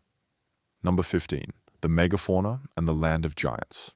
When the first people stepped off their boats onto the shores of Sahul, they walked into a country that we would find today almost dreamlike in its strangeness, because the Australia of 50,000 years ago was a land of giants. Across the continent lived an astonishing array of enormous animals, the creatures that scientists call the megafauna, and the first Australians shared the land with all of them. There was an animal called Diprotodon, sometimes described as a giant wombat, though that hardly captures it. A marsupial the size of a large modern rhinoceros, the biggest pouched animal that has ever lived. There were kangaroos far larger than any kangaroo today, some of them tall, heavy, short-faced browsing animals, quite unlike the bounding grey kangaroos of the present. There was a marsupial lion, a powerful predator with extraordinary teeth and astonishingly strong forelimbs that hunted in the ancient forests. There was a bird called Genyornis, a huge flightless creature, far heavier than an emu. There were enormous goannas, giant lizards, and there were land-dwelling reptiles of considerable size. Sahul was a kind of southern lost world, populated by big, strange, and wonderful animals found nowhere else. And then, across a span of time that overlapped with the arrival and spread of people, most of that megafauna disappeared. The giants vanished. The great Diprotodon, the marsupial lion, the giant browsing kangaroos, the enormous flightless bird, one after another they passed out of existence until the strange grand bestiary of Ice Age Sahul was reduced to the still remarkable but far less gigantic fauna that Australia carries today. Why did the megafauna disappear? This is one of the longest running and most carefully argued questions in all of Australian science, and it is right to be honest in the quiet that it is not fully resolved. There are broadly two kinds of explanation, and the truth very likely involves both, woven together. One explanation looks to climate. The Ice Age was a time of enormous environmental swings, of changing rainfall and shifting vegetation, and periods of intense aridity, and such pressures can push large, slow-breeding animals toward extinction. The other explanation looks to people. Human hunting, even at a modest and sustainable level, can, over a long enough time, tip large animals that breed slowly into decline. And the use of fire to manage the landscape can reshape the vegetation that those animals depended on. The careful scientific consensus tends to see the extinctions as the result of a combination of vulnerable megafauna already under pressure from a changing climate, with the arrival of a new and capable predator, adding a further weight that some species could not survive. It is a question that deserves to be held gently rather than answered loudly, because it is genuinely complex and genuinely unfinished, and because it concerns a deep past where the evidence is fragmentary and hard-won. What we can say with certainty is the simple and remarkable fact at its heart. The first Australians lived alongside the megafauna. For a time, however long that time was, people and giants shared the same continent, drank from the same waterholes, walked the same country under the same stars. There are even Aboriginal stories in some regions that describe enormous animals, and it has been suggested carefully that some of these may carry a memory of the megafauna themselves, another possible thread of that astonishing deep oral memory. To the first generations in Sahul, the giant animals were simply part of the world, as ordinary to them as a kangaroo is to us. And then, across the slow turning of many thousands of years, the giants left, and the people remained, and the land became gradually the Australia we know. It is worth letting the imagination dwell, just for a quiet moment, on what it would have been to share the country with those giants. To walk a track through ancient woodland and come, around a stand of trees, upon a diprotodon the size of a large car, browsing slowly, unbothered. To hear in the night the heavy movement of enormous animals out beyond the firelight. To know the marsupial lion as a real and present danger, a powerful ambush hunter that a careful person learned to watch for. The first generations in Sahul did not think of the megafauna as wonders or as monsters. They thought of them simply as the animals of the world, as ordinary as the weather, because for those people they were the world, the only one they had ever known. And then, across a span of time too long for any person to perceive, that world changed. The giants thinned and dwindled, and one by one the great kinds passed out of existence until the country held only the smaller animals that live there now. No single generation would have witnessed the change as a change. A grandmother might have spoken of certain animals being more common in her youth. A particular kind of giant might have become a creature of story rather than of sight, remembered but no longer met. The transformation was slow, the way the drowning of the coast was slow, the way almost everything truly large in this story was slow. What remained through all of it was the people. The giants left and the people stayed, adapting as they always adapted, their knowledge of the country shifting to match the country as it became. And it is possible, as some have carefully suggested, that the memory of the megafauna did not vanish entirely, that here and there in the oldest layers of Aboriginal story, there are echoes of enormous animals, another faint thread of deep memory carried forward across the long dark of time. Whether or not that is so, the central image is clear and worth carrying towards sleep. People and giants, together on one continent, under one sky, for a long ago age that really happened, on the land that is now Australia. Number 16, Mungo Man comes home, and the long road of return. Earlier in the night we met Mungo Man and Mungo Lady, the two ancient people from beside the dried lake, sent into death with fire and ochre more than 40,000 years ago. Their story did not end when they were buried. It had, in our own time, a further chapter, and it is a chapter worth telling slowly, because it is about something that took a long time for the wider world to learn, and that it learned, in the end, the hard way. When Mungo Lady was found in 1968 and Mungo Man in 1974, they were extraordinary scientific discoveries, and they were treated at first the way such discoveries were often treated in that era. The remains were removed from the country where they had rested for 40,000 years. They were taken away to a university for study, and this was done without the involvement, without the consent, and against the deep wishes of the Aboriginal people whose country that was and whose ancestors these were. The Pakanti, the Ngiampaa, and the Muti Muti peoples, the traditional owners of the Willandra Lakes country, had not been asked. Their ancestors had been taken from them. This was not a small thing, and it was not an isolated thing. Across many decades, the remains of a great many Aboriginal people had been removed from their resting places, taken into museums and universities and private collections in Australia and around the world, treated as specimens rather than as people, as objects of study rather than as somebody's ancestors, somebody's family, deserving of rest. For Aboriginal communities, this was a profound and ongoing wound. The dead, in Aboriginal law and belief across the continent, have a right to rest in their country. To have ancestors held in boxes far away, examined and measured and stored, was a continuing grief and a continuing wrong. And so, alongside the science, a long campaign unfolded. Aboriginal communities, with growing strength and growing recognition, asked for their ancestors to be returned, not to be studied further, to be brought home. The movement for the repatriation of Aboriginal remains became one of the great quiet moral projects of recent Australian history, and over the years it has brought thousands of ancestors back from institutions in Australia and overseas, back to their countries and their communities, and where it is possible and right, back to rest in the ground. Mungo Man became, in time, one of the most powerful symbols of that movement. After decades held at a university, he was finally returned to the Willandra Lakes region, to his country, in 2017, carried home in a journey that Aboriginal communities marked with deep ceremony and deep feeling. There were further years of careful and sometimes difficult discussion about what should happen next, about reburial, conducted among the traditional owner groups and others, because these are weighty matters and they belong to the communities to decide. And in time, Mungo Man and the other ancestors from that country were returned to rest in the land of the Willandra Lakes once more. The story of Mungo Man's return matters to our larger story tonight, for a reason that goes beyond the man himself. It marks a fundamental change in the relationship between science and the first Australians. The old way, the way of removing ancestors without consent, of treating Aboriginal people as subjects to be studied rather than as partners, and as the rightful authorities over their own heritage. That old way has been recognised, slowly and not always willingly, as wrong. And out of that recognition has grown something better, a way of doing things built on consent, on partnership, on respect, on Aboriginal communities holding genuine authority over their own ancestors, their own remains, their own country, and, as we will see, their own DNA. The road of return has been long and it is not finished, but Mungo Man is home, resting again in the country beside the lake. And that is how it should be. It is worth sitting quietly for a moment with what a return like that truly means, because it is easy to hear the word repatriation and let it stay abstract, and it is not abstract at all. For the communities welcoming an ancestor home, a return is a profound and emotional event, the righting of a long wrong, the completion of something that had been left painfully unfinished.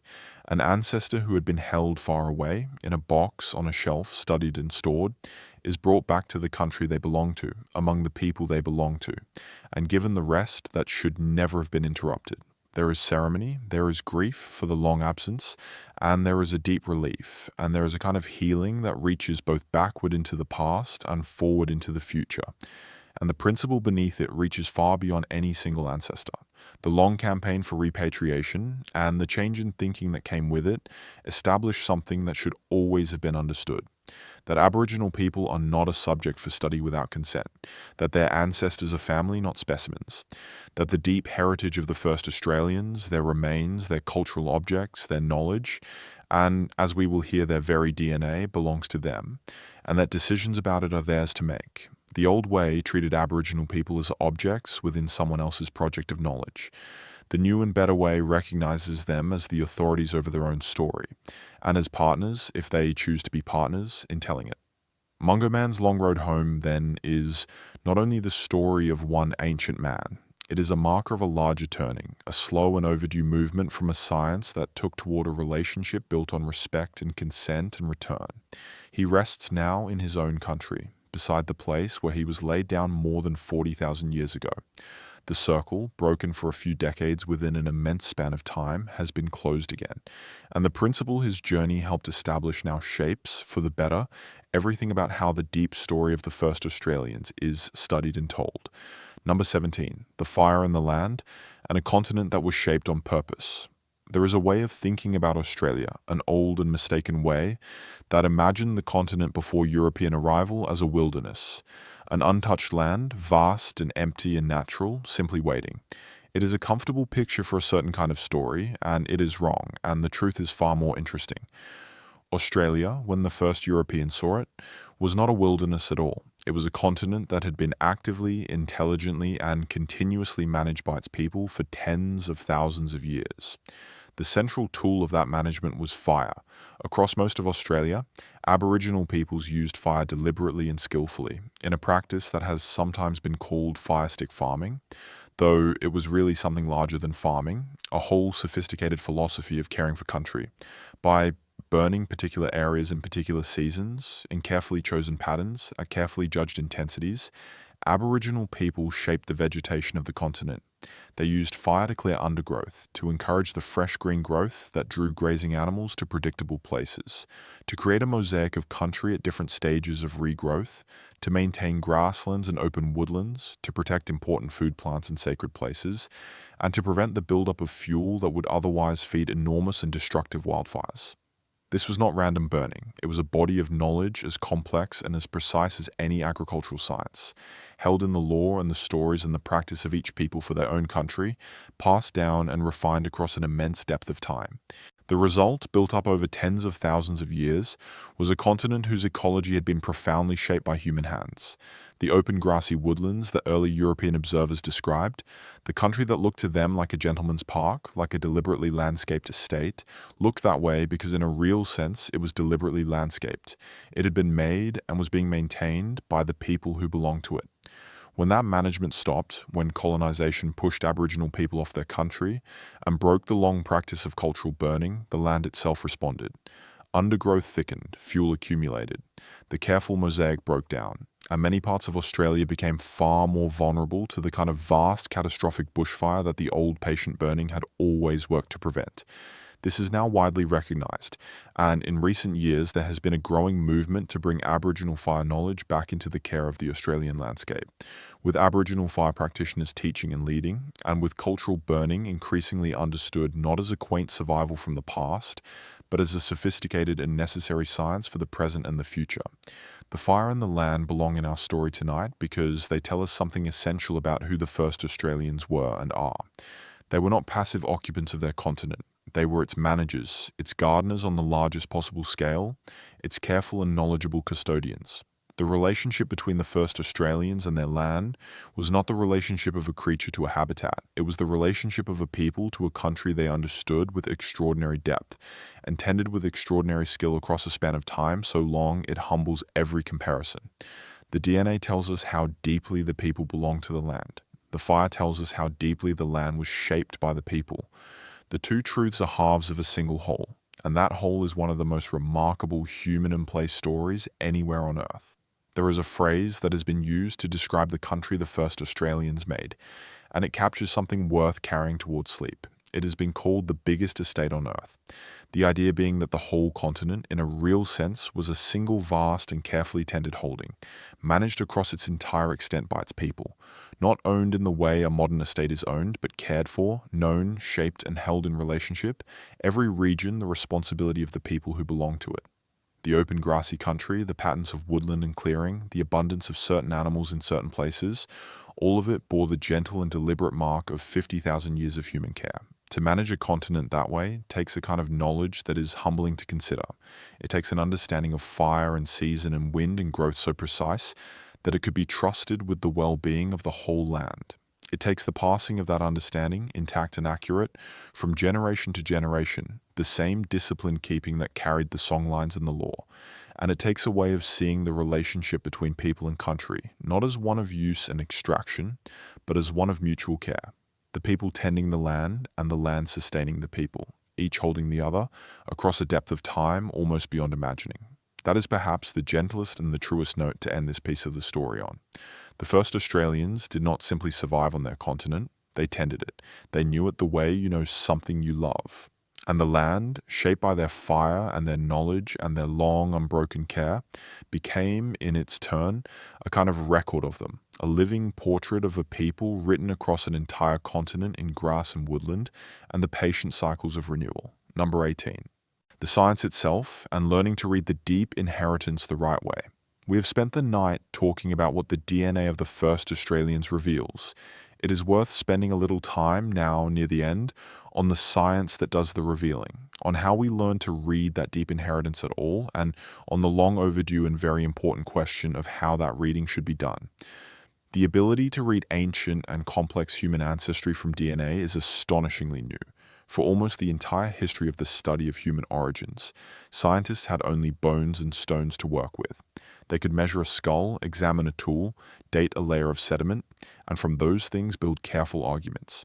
But they could not read descent directly. They could not look inside a cell and trace the lines of inheritance back across the millennia. That ability, the ability to sequence a genome and to compare genomes and to detect within them the faint signatures of ancient meetings and ancient splits, arrived only in recent decades, and it has transformed everything. It is the reason we know about the Denisovans at all. It is the reason we can speak of the early split of the Aboriginal lineage, of the deep regional structure, of the possible ghost population. None of that could be seen with bones alone. It took the reading of the genome. A landmark moment in this story came when scientists first sequenced a complete Aboriginal Australian genome. Remarkably, the genetic material for that early study came from a lock of hair that had been given to a researcher by an Aboriginal man in the early 20th century, kept in a museum collection, and then, 100 years later, studied with the permission and involvement of the relevant Aboriginal community. That genome confirmed the great antiquity of the Aboriginal Australian lineage and its early separation from other populations, and later, larger studies sequencing many Aboriginal genomes from communities across the continent filled in the deep regional structure, the long isolation, the fine detail of the story we've been telling all night. But the science of reading human DNA carries a responsibility that took far too long to be properly recognized, and it is the same lesson that the story of Mungo Man taught. DNA is not an abstract object. It is not simply data. It comes from people, from living communities, and it carries information about their families, their histories, their identities, their ancestors. For a long time, genetic research on Indigenous peoples around the world, including in Australia, was sometimes done in the old way, the way that took without truly asking, that treated communities as sources of samples rather than as partners with rights and authority over their own genetic heritage. This caused real harm and real and justified mistrust. The better way, the way that good science now increasingly insists upon, is partnership. Genetic research with Aboriginal communities done properly means those communities are involved from the very beginning. It means genuine consent, freely given and fully informed. It means the community has a real say in what questions are asked, how the work is done, what happens to the samples and the data, and how the findings are shared and used. It means recognizing that Aboriginal people have the right to govern their own genomic information, just as they have the right to the return of their ancestors and the care of their country. The deepest and most beautiful findings we have spoken about tonight, the Denisovan thread, the 50,000-year story, the map written in blood, are findings that belong, in a real sense, to the people whose inheritance they describe. The science is at its best and its truest when it remembers that, and when it is done not on Aboriginal people but with them. This matters for our mystery, because a mystery is only worth solving in the right way. The questions we have been turning over all night, the where and the when and the whom of this ancient journey, are wonderful questions, but the answers are written in living people, and living people are not specimens. They are the partners in their own story. The new science, the careful and respectful and collaborative science, is slowly learning to read the deep inheritance of the first Australians the right way, and that is the only way the reading is truly worth anything at all. Number 19, what the DNA really says, and the answer to the mystery. We began this night with a question, or really with a feeling of strangeness. We said that when scientists finally learned to read the genome of the first Australians, they found something they did not expect. A thread that does not come from modern humans at all. An inheritance from another and far older kind of human, woven invisibly through the code. We promised that we would follow that thread, piece by piece, and that we would arrive, at last, at what the DNA really says. So now, gently, near the end, let us gather all the pieces together and let the answer settle. The first thing the DNA says is the thing that overturns the oldest and ugliest misunderstanding. It says, with total and final clarity, that the first Australians are fully and completely human. They are Homo sapiens, the same species as every other person who has ever lived in the modern human story. No more ancient as a type, no more primitive, no less modern than anyone else on Earth. The old race science that imagined them as some separate or lesser kind of being was not merely cruel, it was factually, biologically, demonstrably false, and the genome is the final witness against it. There is no separate species here. There never was. There is one human family, and the first Australians are full and equal members of it, our kin without any qualification at all. So, if the answer to the mystery is not a different species, then what is it? What is that thread in the DNA that does not come from us? And here is where the true answer turns out to be far more wonderful than the false one ever was. The thread is real, and it is genuinely from another kind of human, but that other kind of human is not separate from the human family. It is one of its lost branches. The Denisovans were human, members of our own wider family, a branch that grew alongside ours and the Neanderthal branch, and then fell silent long ago. Every person whose ancestors left Africa carries a little of the Neanderthals, and the first Australians, along with the peoples of New Guinea and Melanesia, carry in addition the strongest measurable trace anywhere on Earth of the Denisovans. The thread that does not come from modern humans is the thread of our vanished cousins, and the first Australians are, more than almost anyone alive, its keepers. That is what the DNA really says. It says that the genome of the first Australians is the deepest and richest archive of the human family's branching journey that we have yet found in any living people. It is a layered document. There is the modern human story, the long walk out of Africa, the early split that set this lineage on its own ancient path. There is the faint Neanderthal line shared with everyone outside Africa. There is the Denisovan thread, strong and clear, perhaps arriving from more than one ancient meeting. And beneath even that, possibly the shadow of a population we have never named and may never name. A ghost behind the ghost. To carry that inheritance is to carry the memory of the whole human family, the surviving branch and the lost ones together in every cell. It is not a mark of otherness. It is, if anything, a mark of being more completely connected to the deep human past than the rest of us, a living link to relatives the rest of the world has entirely forgotten. And the DNA says one more thing, the thing that ties together every piece of this long night. It says that this is the oldest continuous human story we know. 50,000 years, and very possibly more, of unbroken occupation of a single continent, the earliest known ocean crossing in the human record, one of the oldest ceremonial burials and the oldest known cremation, deep regional populations holding their countries for 30,000 years and longer, oral traditions that may carry accurate memory across the drowning of the Ice Age coastlines, a whole continent shaped and tended by fire across an unimaginable depth of time. The first Australians are not a mystery in the sense of being strange or other or unexplained. They are a mystery in the older and finer sense of the word. They are a wonder, a deep and patient wonder, the keepers of the longest unbroken thread in the human story. And the answer to the question we began with is not that they are something less than the rest of humanity, nor something separate from it, but that they are something the rest of humanity has rarely managed to be. They are continuous, they held on, the thread never broke. Let that be the answer then, as the night begins to fold itself toward its close. The DNA mystery of the first Australians, followed all the way down, does not end in strangeness. It ends in kinship and in depth and in a quiet astonishment at how far one branch of our shared family travelled, how early and how faithfully it kept its hold on the land and the stories across a span of time longer than almost anything else human beings have ever sustained. And now we have walked through all 19 of the pieces, all the smooth stones set out in their long row, and there is nothing left to do tonight but to gather them up gently, one last time, and then to let them go and to let yourself go with them down into sleep. Think back, slowly, with no effort at all, over the path we have travelled. There was the long walk out of Africa, the slow drift of hundreds of generations along the warm southern edge of the world. There was Wallace's line, the deep water that had stopped every other large animal for tens of millions of years, and the first people who crossed it anyway, on rafts or boats long since returned to the sea. There was Sahul, the lost continent, larger than the Australia of our maps, with its drowned northern plains and its bridge to New Guinea, the real first country, most of it now quiet beneath a shallow sea. There was Majedbebe, the rock shelter in the north, with its layers of sand reaching down through 65,000 years.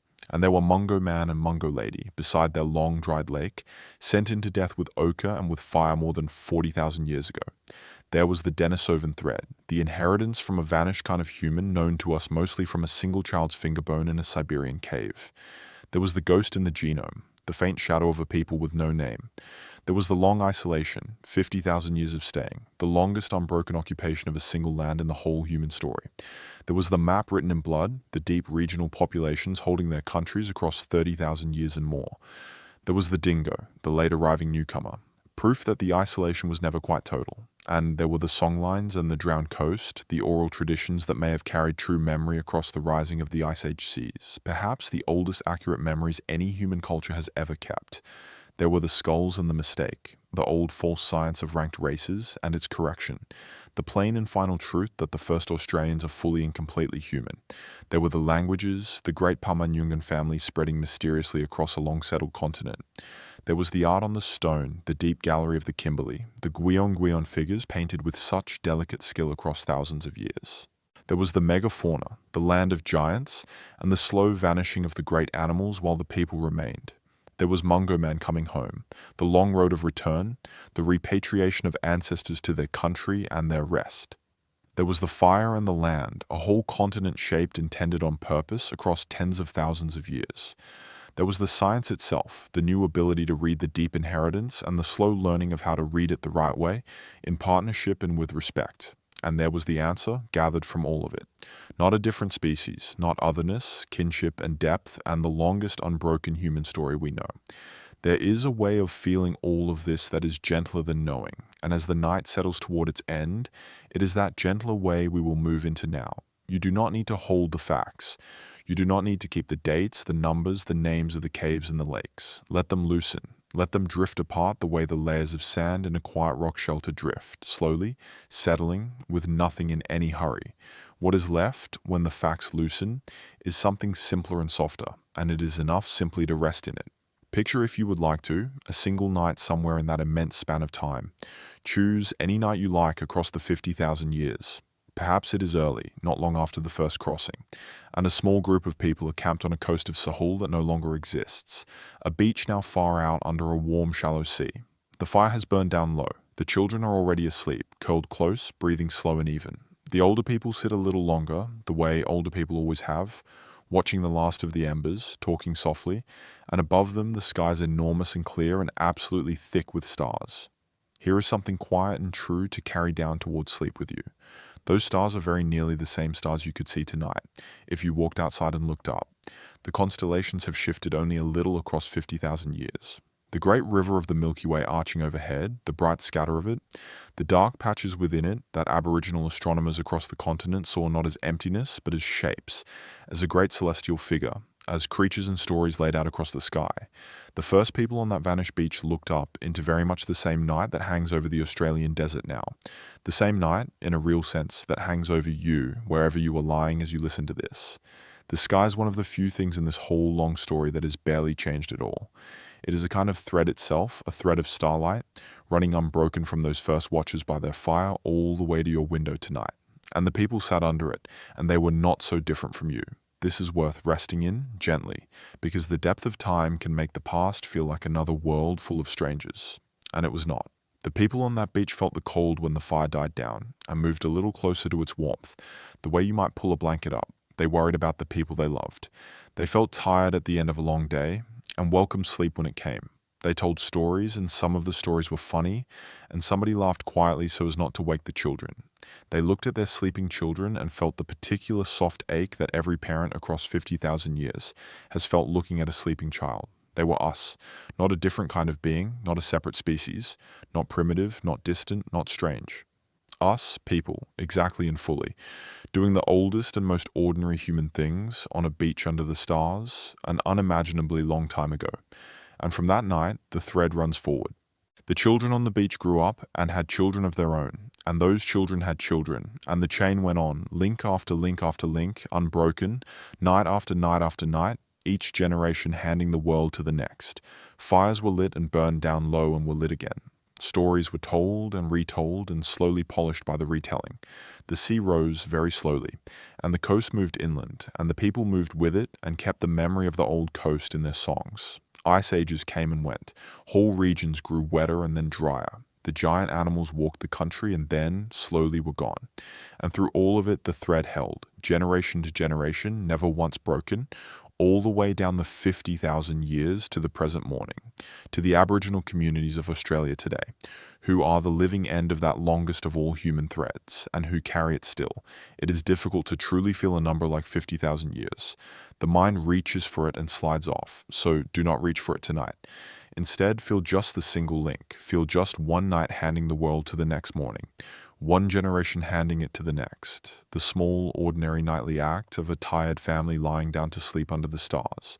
Trusting that the morning will come. Trusting the world to still be there. That small act, repeated, is the whole of it. That is how 50,000 years is actually made.